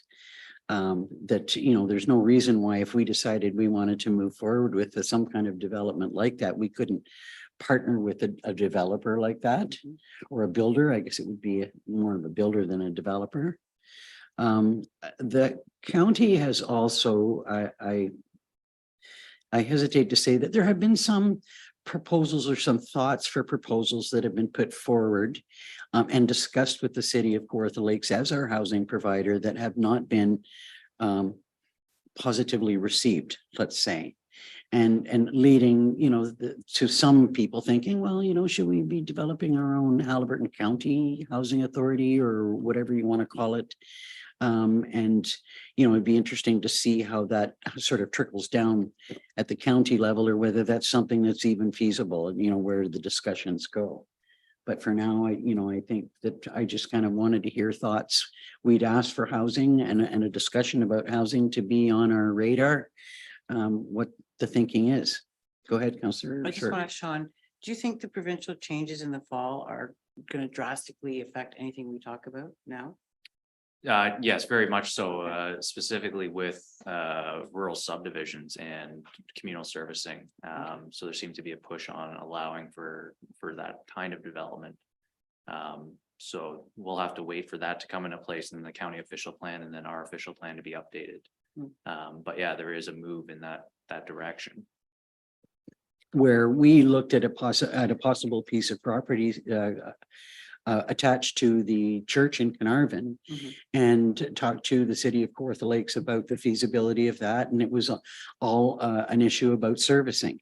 And that, it's going to cost that much more to service, but I'm hoping that the, changes in legislation will reduce costs and make things that much more, will just put us in a better position for developing things. Councillor Richards. I'm wondering if we should start the conversation with deciding what kind of housing we want to incentivize as Algonquin Highlands versus the county, because so much work is being done at the county. And at the county level, it's probably better to leave affordable or deeply affordable housing there versus attainable housing perhaps in Algonquin Highlands. And what can we do to incentivize attainable housing here? Because that's what we really need, is attainable housing for our workers in Algonquin Highlands. We all know the businesses are struggling to get workers and the worker shortage. So if we could maybe focus our efforts on that and leave affordable to the county to bring that forward, I think we'd get ourselves further ahead in the short term. I don't disagree that I see that particularly when we've reduced our minimum square footage, to 600, like, say we're talking about 600, 800 square foot units. Those are attainable. And for most young families, young workers, they don't maybe need any more than that. That's the sort of thing that we could consider on a communal service. How we exactly went about doing that, I'm not sure. And I wouldn't, I still wouldn't necessarily drop the idea of tiny houses. And even if it's a temporary siting, that it be developed in a way that, there's maybe, tanks for water and sewer or whatever. I don't know what all the ideas are, but that, you would allow, because tiny houses are pretty often mobile in one way or another. They're easily moved. Correct. Some of them are literally mobile. Now, I don't want to talk about trailers or campers or anything like that, but that we could offer something in a temporary nature that would have some sort of time frame set to it. I want to hear from both yourself and from Angie that if you feel a huge red flag or your hair standing up on the back of your neck, today's the day to say so. We need to our blue sky needs to be sort of controlled. Go ahead. Yeah, so when speaking of tiny homes, Shutter. Yes, well, the ones that are mobile, because those are defined as trailers. A tiny home for our purposes would be a traditional home on a foundation, just with a smaller footprint. So right now, the minimum dwelling size within certain zones is, as you say, around 600 square feet. So we could explore reducing that in certain areas, but from a planning perspective, it'd be challenging to support mobile homes. We would essentially be creating a trailer park in the eyes of the zoning bylaws. So those are appropriate in certain circumstances, but more for a recreational use versus a housing option. I do believe that there is likely a market for a tiny home development and, even built in the form that you're stick built. Could you establish a special zone for something like that would allow, without necessarily changing the minimum square footage requirements for the municipality as a whole, establish a special zone where you would allow, say, 400 square feet and only in this area, and that there would be, allowance for X number of units in that, in whatever space was designated. Yeah, yes, certainly. It could be a site specific zoning exception for that very piece of property. Councillor Barry. I think that I just think that more and more people are finding it harder and harder to afford the square footage that used to be the norm. And I do wonder, even if it was considered a trailer, is there not an opportunity where the municipality could work to have the shared services sort of fixed, have temporary buildings, houses that could be purchased with a down payment, and then those pieces could then be taken off and a new property, a new piece put on and put into the same infrastructure?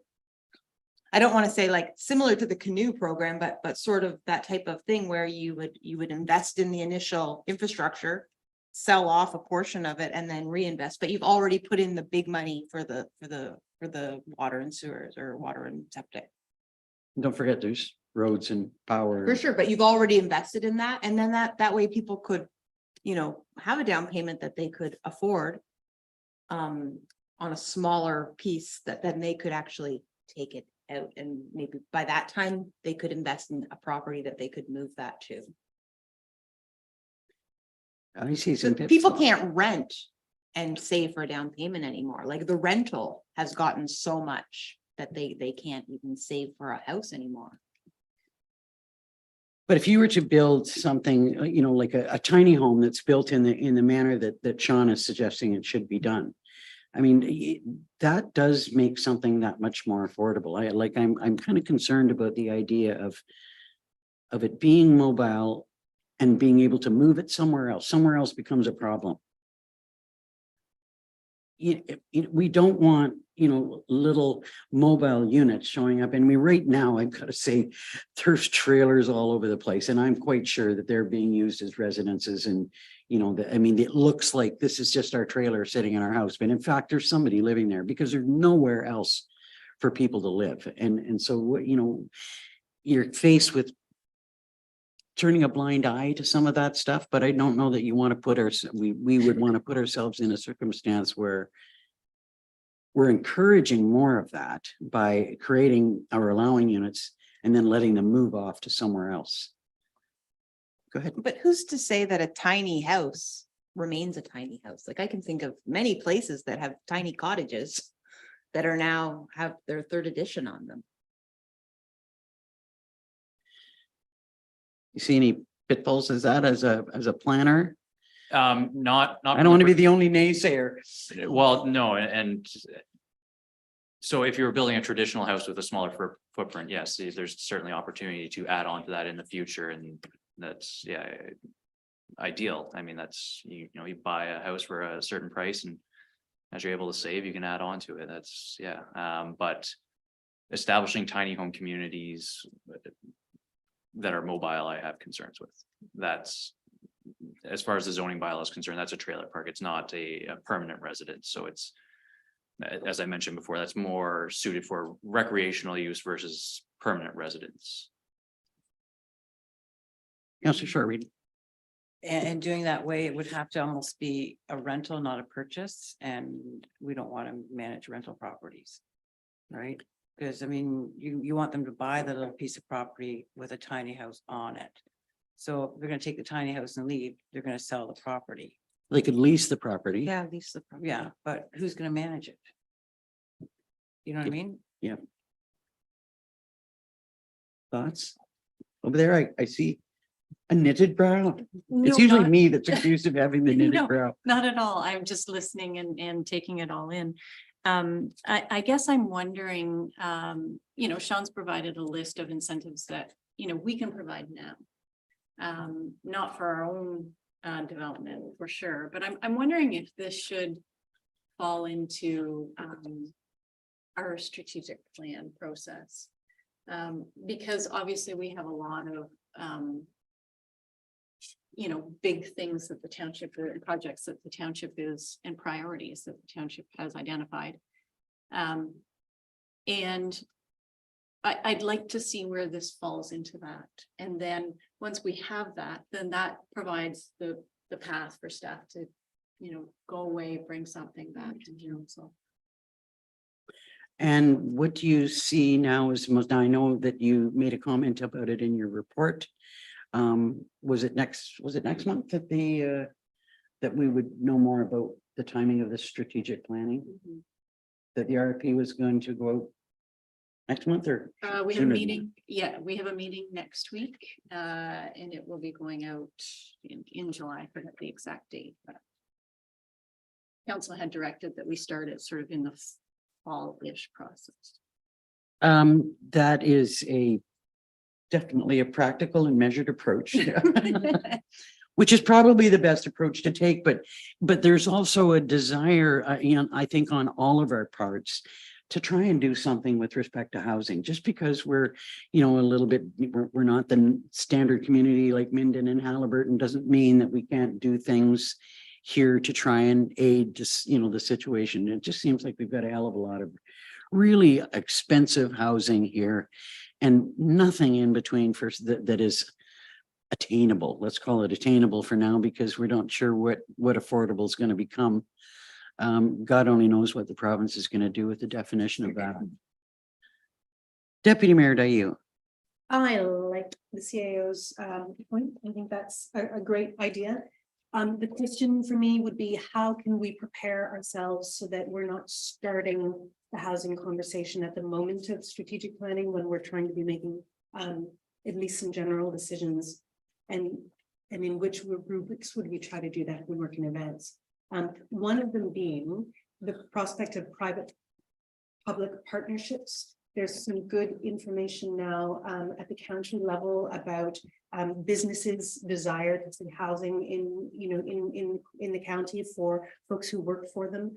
I wonder if we could even ask for some disaggregated data from Algonquin Highlands to see how that kind of rolls down to our level to inform that part of our conversation. I'm sorry, I kind of lost me in the last couple of sentences there. So From the aggregated data, I think I heard. Okay, so economic development strategy. Part of it was like a public sentiment survey on what do we need to do here, folks, in order to support the continued growth of our economy. And a piece of that, a big chunk of that we heard repeatedly from all divisions was housing. If we don't have attainable housing, it's going to be hard to get the folks, et cetera, et cetera. We all know the story.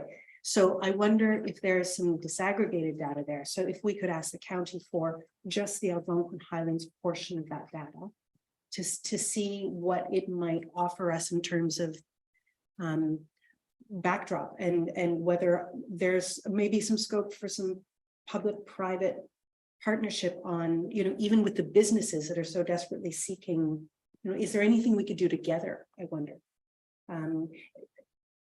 Just a one tiny piece that is already available and taxpayers have already paid for to get that information. Yeah, no, good point. And I'm sure there is information that's out there that we could use. I was just like, I mean, my brain kind of went to, okay, what have we got for businesses in Algonquin Highlands that I've heard for instance, last year at Oxtongue Lake, one of the big things that it amazed me, to hear in Oxtongue Lake that we've got a real problem with housing here. What are we going to do?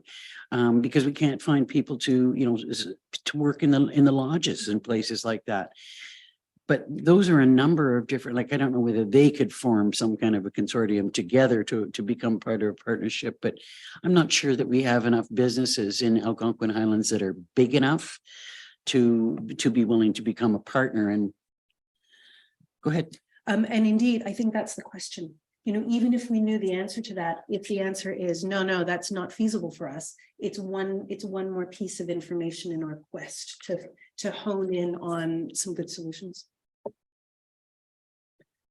There is a company in, the reason why I was flipping through in Renfrew County, called New Build Robotics Canada.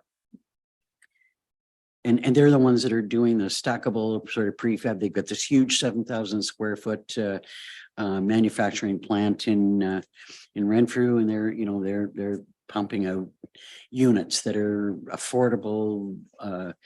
They're like not net zero, but they're very efficient units and quickly made. That's something that the sort of thing that I'm talking about that would make things more affordable for us should we decide to go ahead with something. Just a little note for you to put in your little black book for future conversation. That's why I was flipping through my notes. I wanted to find that because we saw a presentation at the Eastern Ontario Wardens Caucus last month, and I was like, wow, everybody in the room was blown away. Other thoughts? Councillor Richards. I understand that the housing conversation is going to take some time, especially if we, put off some of it until we are ready to do our strategic planning. So I would like to see in maybe the near future, short term, is moving forward on better promotion of what changes we have made, what people can do in the community now, as far as secondary suites goes, the funding opportunities that are available to them, to put in secondary suites or additional dwellings on their property to help provide that housing. We can at least incentivize the community in the meantime while we work towards bigger goals.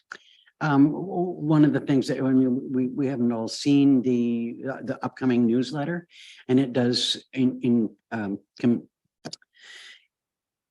it includes that information or some of that information about the changes that we've made to the zoning bylaw, the things that we can do now that we couldn't do before.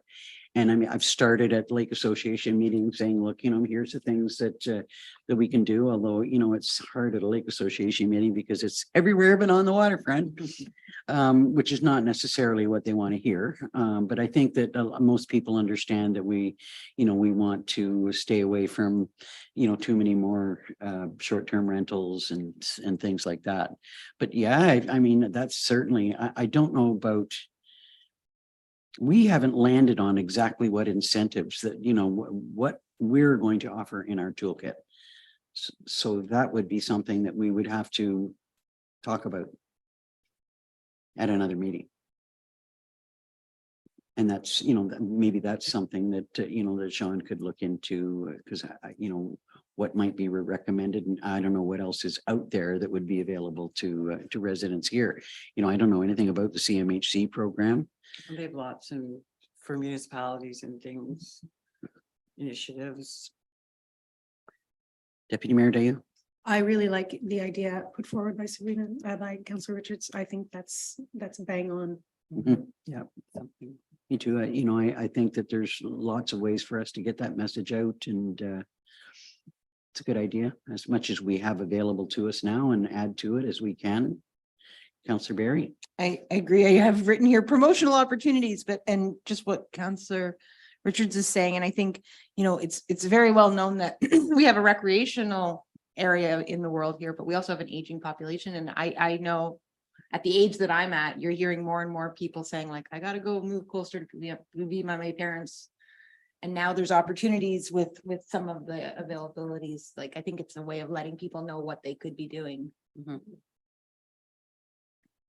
Yeah, no, I go ahead, Sean. Yeah, and that is probably one of the most accessible options or abilities to support development or affordable development that we have right at our fingertips. And just as recently as today, I've been emailing with my colleagues in the other townships who are looking at introducing similar policies that we have already in place in their zoning. So well done for being ahead of the pack. Yeah, but just, getting that word out there, and it is getting out there slowly, but I am getting more and more calls about that sort of development, building a second home on an existing property. So. That's good to hear. Councillor Richards. I actually have a question on secondary dwellings on maybe commercial properties where businesses could provide housing for their workers on their commercial property. Is that something that we're allowing? Or are we only doing it on residential zone property? I would have to double check, but just going off of memory, you're allowed a dwelling on the property that's zoned commercial, as long as there's a commercial operation taking place, but having a second one, I'd have to double check that. Now, standardly, that would be like owner operator, the owner lives on the property, but it's a commercial entity. But there's, if you can build a house on it, there's no reason why it couldn't be staff residence. Yeah, or multiple small units on a commercial property, perhaps. Now, for that might be workers. stretching it. I'm just wondering if it's something that exists within our bylaw or something we can discuss. Multiple small units do not, I don't think, but there might be some opportunity there. Yeah, no, it's Because something that's where a I'll lot of the look into. shortage is. Yeah, and I know there's examples in Muskoka. I've already made a note of where they have temporary staff housing, so that's something I'll look into as well. Councillor Berry.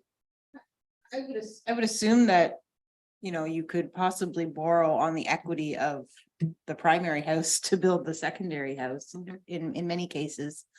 My question is, do you foresee that when that need, say for a parent, is no longer needed, that people would then be coming to the township to sever second building off? Yes, that is a possibility, but in some cases they would be serviced by the same septic and possibly well, which would create issues as far as severing. Size of the property as well. Yeah, that as well, frontage and area would have to be something that's considered. So it would be a case by case situation. But there's no reason why the secondary unit, it depends on, if you're building a second house on the property, it could be for parents or, for family situations, but it could also be a rental unit. So you wouldn't necessarily have to, sever it or.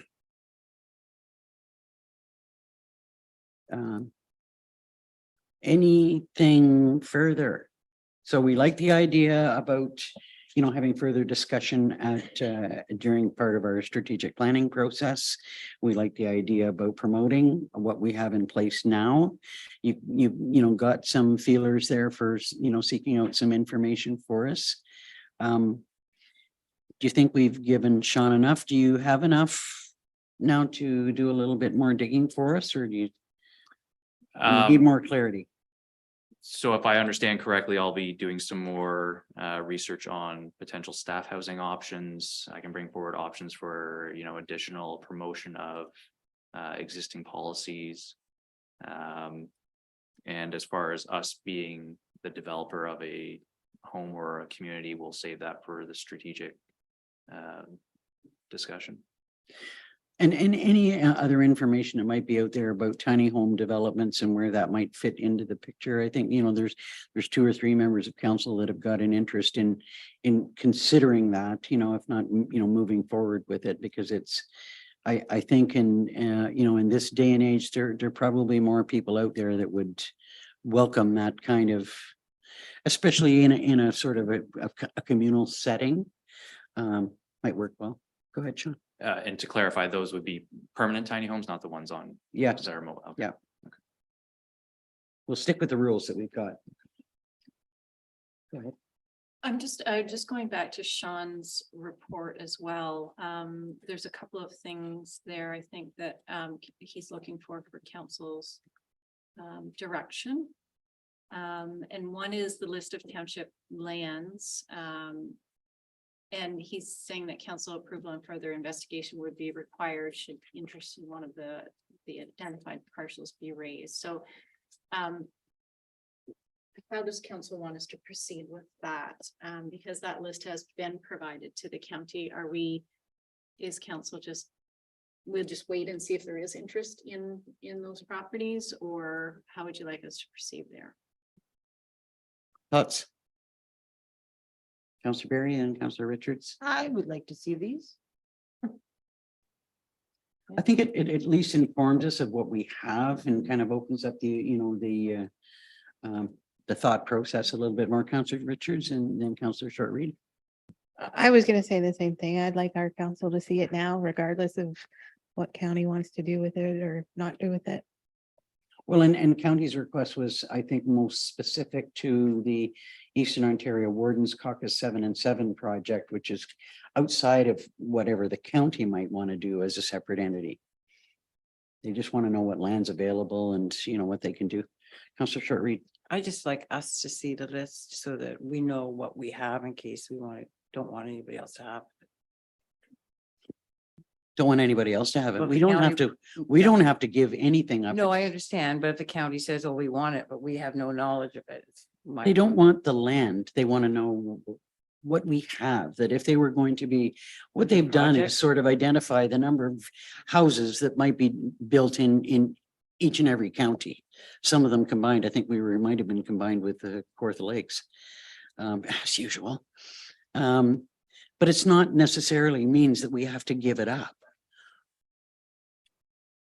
Go ahead. Speaking of City of Kawartha Lakes, there are a couple of spaces there where there are municipal services on one level of a building and then affordable or attainable housing elsewhere in the building. And often it's serviced housing.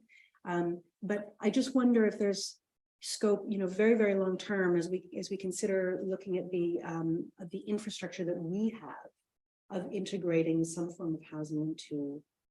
Oh, okay. Oh, I misunderstood when you said municipal services.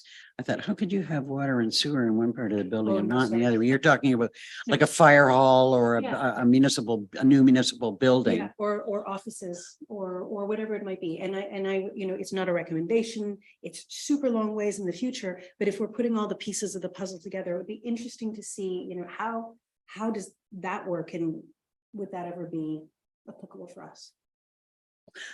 I think that there have been the odd discussion about that already, you know, and just in outside blue sky thinking, you know, that there was okay, so if we have to build a new fire hall, or for instance, say by some magic, there was an EMS base built in Algonquin Highlands, and would that lend itself to, now there's probably a zoning issue, but would it lend itself to, say, some apartments above it or some partnering? Sean? Well, at that housing summit in Minden, there was an example shown of just that. It was a new fire hall built with affordable housing above. So, yeah, those examples are out there. There was some outside discussion about, because that has been done in certain places, about the people who would want to live above a fire hall. Because there are certain things that go along with the fire hall that are not necessarily conducive to peace and quiet, you know, in their living conditions. But, you know, in one circumstance where that had been done, it was young firefighters who lived up on the upper level. Go ahead. Yeah, and when I was a student at university, I lived above a bar because that's what I could afford. Like that's also in a way part of the experience of growing into adulthood is that you have aspirations, but it's physical space where people can find a solid, good, affordable home. Strangely enough, one night in the not too distant past, I found myself thinking, is there actually a bar in the county? A bar? I don't think there is. They're all restaurants. They're places that serve, but you know, is there? I must have been. Oh, there is. Well, there you go. Obviously, though, not one that you necessarily want to build units above, but you know, I don't know why I was thinking that, but. I might just say it Watch. on the microphone, Hollow Valley, Dorset. Madam CAO. One clarification, just to Councillor Shortreed's point.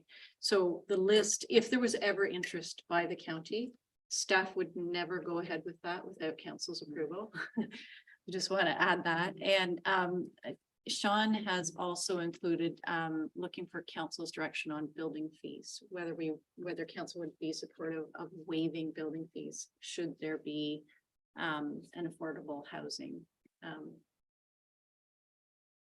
in Algonquin.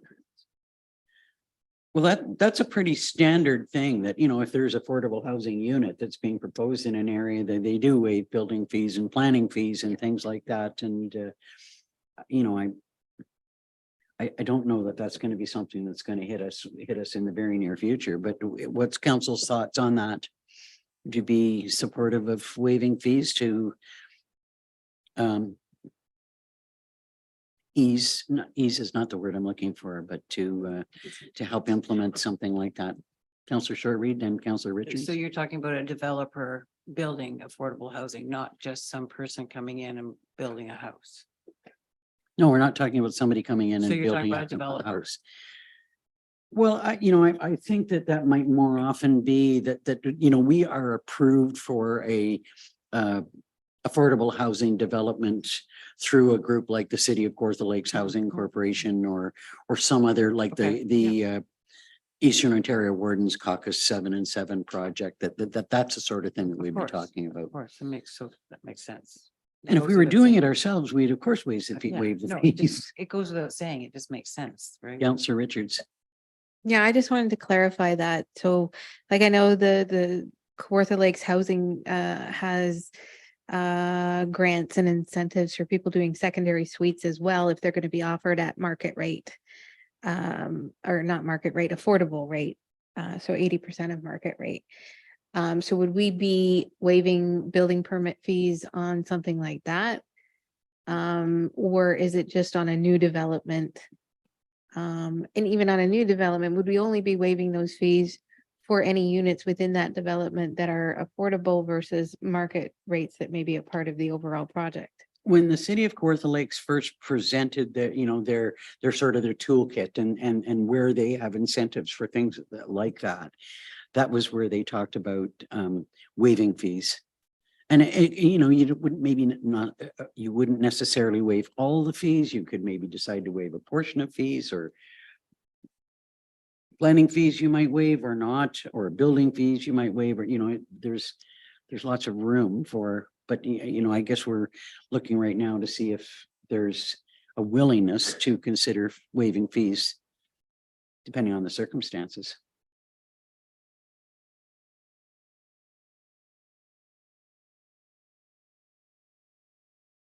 Okay, any other thoughts? Anything more that you need to know right now from us? No, I think I've got everything I need at this point. Thank you. Well, we look forward to having further discussions about this. You know, it's unfortunate that it just is like a turtle. You know, nothing is happening fast enough to serve the needs that we've got right now. And everybody wants to do something right now. And it's just, even if you had a plan, would you be able to get somebody to build it for you? Well, I think it's important though for council to know that we are doing as much as we can. I mean, we are ahead of the curve by promoting certain additional development wherever possible, but we can only do so much. So, I mean, to explore developing affordable housing as the township, I think that would be a huge step, but that's obviously no small undertaking. I think we've gotten all the easy ones that are out there for sure. Well, and you see, like even much larger municipalities, like within the county, Minden and Halliburton they don't do affordable housing developments. They partner, they maybe provide the land.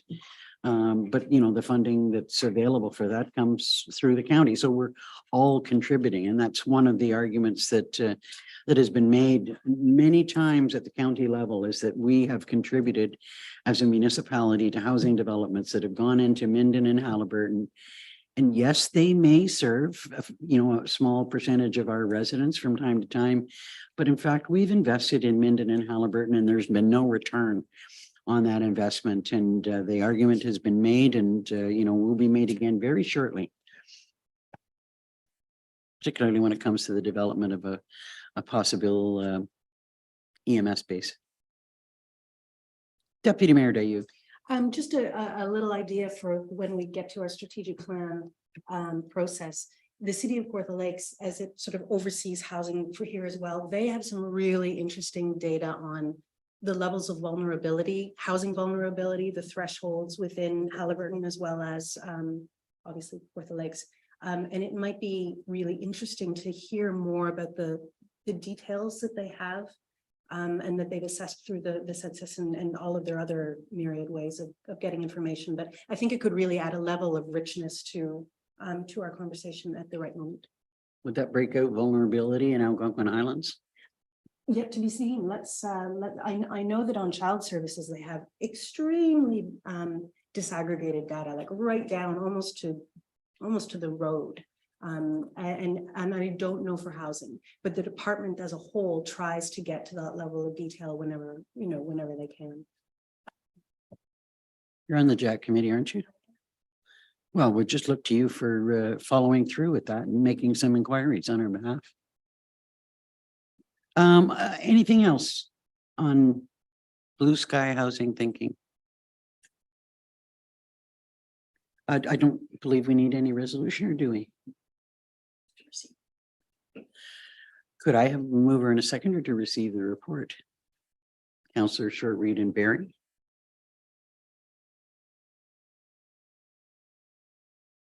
Moved by Councillor Short Reed, second by Councillor Barry. Be it resolved, Council receives report PL 4723 submitted by Sean O'Callahan dated June 15th, 2023 regarding housing support options. All in favor? That's carried. And last and not least for you, Sean, is, oh no, it's not last, is your planning department update. Any highlights you'd like to bring us? Nothing really of particular note. I mean, most of the items here are on the agenda, so no. Yeah, nothing to highlight, but happy to answer questions if there are any. Feel free to let us know about any interesting and unique initiatives that you're involved in or get inquiries about. But this is a relatively new item on our agenda and we welcome it. It kind of gives us a better summary of the work that you're doing, as we do see it in bits and pieces, but there it is. So any questions? Could I have a mover and a seconder then to receive the planning department's updates? Councillors Richards and Barry.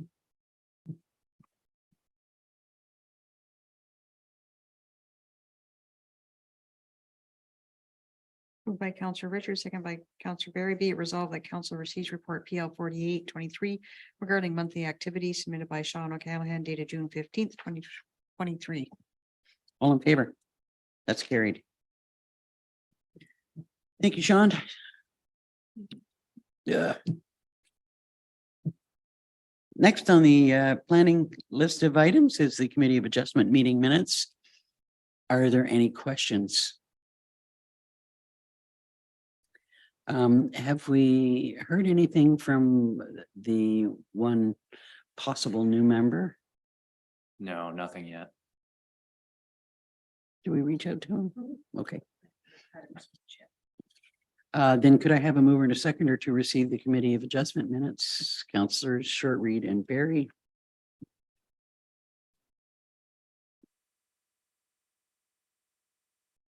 Moved by Councillor Short Reed, second by Councillor Barry. Be it resolved, Council receives the May 26, 2023 Committee of Adjustment meeting minutes. All in favor? That's carried. Thank you, Sean. Thank you. So next are the external board meetings. Any update for the community partnership? Nothing at this time. Okay, anything for the Dorset Health Hub? Nothing other than I did contact Colin about his coming to council like we requested, so he is supposed to get in contact with the energy. Okay, I'll clarify what their request is. Any news about when they're going to meet or? Just their yearly presentation to council. No, but we just had it like. Which at this rate will be at the end of the year, asking for money at the beginning of the year. And I explained. The next meeting shouldn't be for another 2 or 3 weeks. okay. Anything on the Upper Trent Water Management Partnership? No further meetings yet. Okay, And the Muskoka watershed. Nothing further. There'll be an annual luncheon for volunteer appreciation with them next Friday. okay. Under community policing, we have not met since we last talked about this.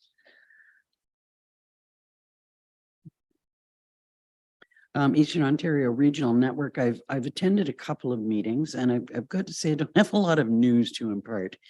We're sort of in the introductory stages, so they're going through a lot of this is how it works. This is how our financing works, and this is kind of generally speaking how we approach things. And so there was actually a little bit of frustration shown by members about the level of information, discussion, and involvement of board members in things like it. In fact, on Tuesday, I was to go to a meeting. If you were to prefer to attend their meetings in person, I would have had to have driven 8 hours in a day for a meeting that lasted an hour and a quarter. The official meeting. Now, the informational portion of it was another hour after that. I'd have been really angry to drive for 4 hours and find that the meeting was going to last for an hour. Now, I attended via Zoom, but we did all say, look, we expect a little bit more substance here. And I think they're just trying to get us, sort of initiated into the process and give us information about, how they do things. But I can't say that there's anything specific I can bring to this table at this point in time, unfortunately.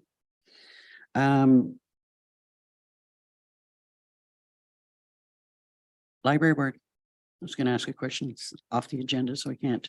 We welcome Jacqueline Haluka. She is our newest board member on library board, and she comes with an information management background and a library background. So she'll be That's exciting. Great value to the board and to the services in general. And we've got our all branch tour coming up on the 22nd of June, and I'm very much looking forward to that. It'll take most of the day, and there is lunch. I was actually hoping that I could take part in that, but I'm not sure that I'm going to be able to. As far as you know, the rest of the board is stable? Yes. Okay. Well, we look forward to hearing back on, on results of our earlier discussion. I don't know that is there anything on community safety and well-being at this point? We did have a meeting just a couple of days ago, which was great. More and more people are joining into those conversations. It was more than anything a general update from the various agencies involved, and certainly some moments of synchronicity. You can see the flower blooming. There are things that are being found that can overlap between agencies, which is very much part of the reason for getting everyone together. So I'd say success. Excellent. Sounds good. Any questions about community safety and well-being? Anything under the Muskoka River Watershed Communications Committee? That's a big name. Okay.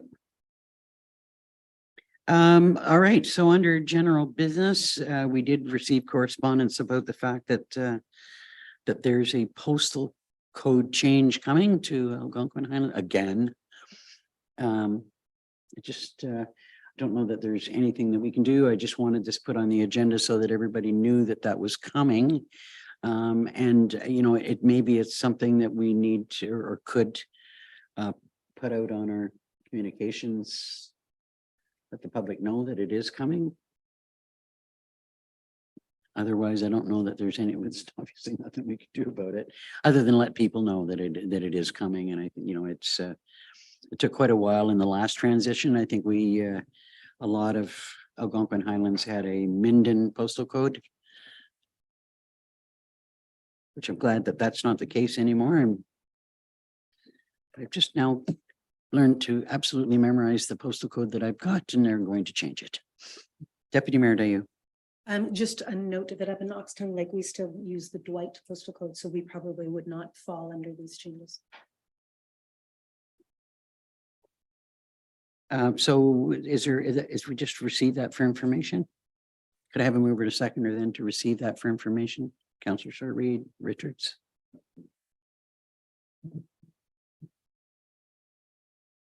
Moved by Counselor Short Reed, second by Counselor Richards. Be it resolved that council receives correspondence from Andy Patterson, Canada Post regarding upcoming postal code changes for Algonquin Highlands routes. All in favor? That's carried.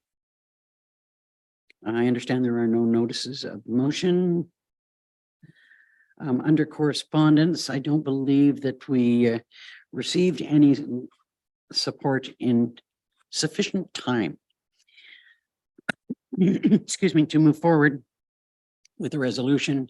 I do, however, have asked that that Don bring, and I hope that the delay doesn't cause any difficulties, but I wanted to see support for the Prince Edward County and South Stormont request that there be a hold placed on further changes to the PPS.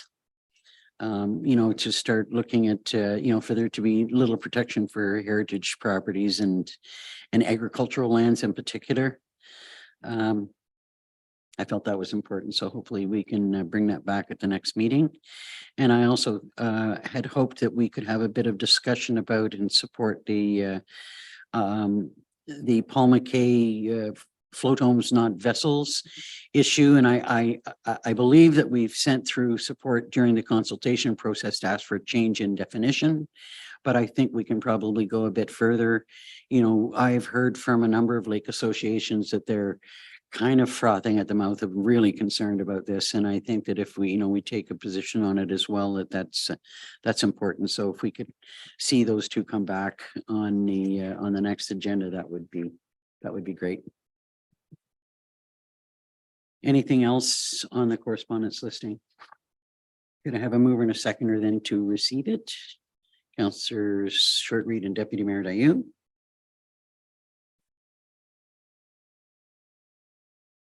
Moved by Counselor Short Reed, second by Deputy Mayor Dayu. Be it resolved, council receives the June 15th, 2023 correspondence listing for information. All in favor? That's carried.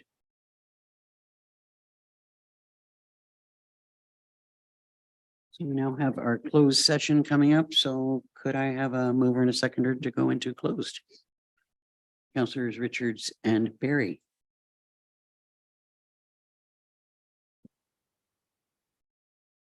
Moved by Counselor Richards, second by Counselor Barry. Be it resolved, council adjourns its open session at 2:10 p.m. in order to proceed into closed session to discuss the following. 1, to discuss proposed disposition of land in accordance with section 2392C of the Municipal Act 2001 SO 2001 as amended. 2, personal matters about identifiable individuals in accordance with section 2392B of the Municipal Act 2001 SO 2001 as amended. Use of township property. 3, personal matters about identifiable individuals in accordance with section 2392B of the Municipal Act 2001 SO 2001 as amended. Candidates for the airport, museum, and environment and stewardship committee. All in favor? That's carried.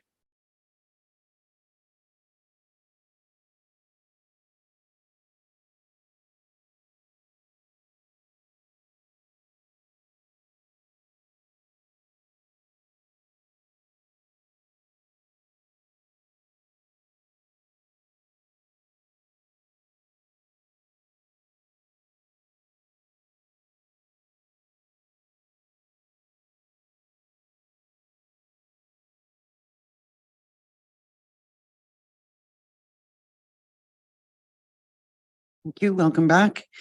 So we have a resolution coming out of closed. One resolution. One resolution. Yep. Could I have a mover and a seconder, please? Deputy Mayor Dayu, Councillor Short Reed.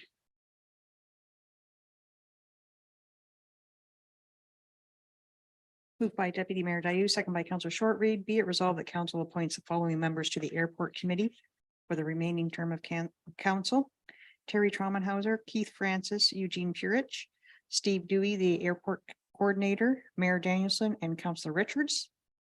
And further that council appoint the following members to the Environment and Stewardship Committee for the remaining term of council. Thomas McKay, Norma Goodyear, Susan Hay, Melissa Murray, Environmental Manager, Counselor Barry, Deputy Mayor Dayu. And further that council appoints Beverly Connie Bear to the Stanhope Museum Committee for the remaining term of council. All in favor? That's carried. We have a bylaw that needs passing. Could I have a mover and a seconder for that? Councillor Short Reed, Councillor Richards.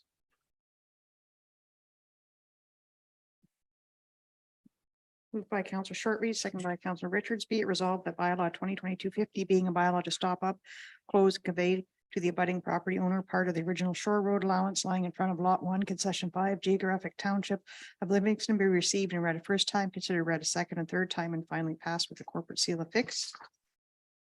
All in favor? That's carried. Could I have a mover and a seconder for the confirmatory bylaw? Councillor Reed and Barry.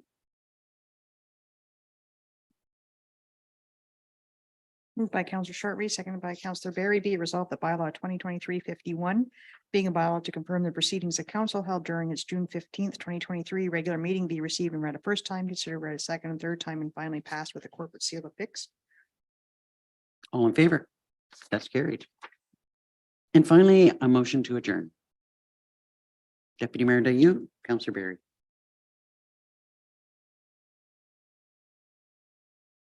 Moved by Deputy Mayor Dayu, second by Counselor Barry, be it resolved the June 15th, 2023 regular meeting is hereby adjourned at 3:24 PM. All in favor? That's carried. Thank you. That was a long, but I believe productive meeting.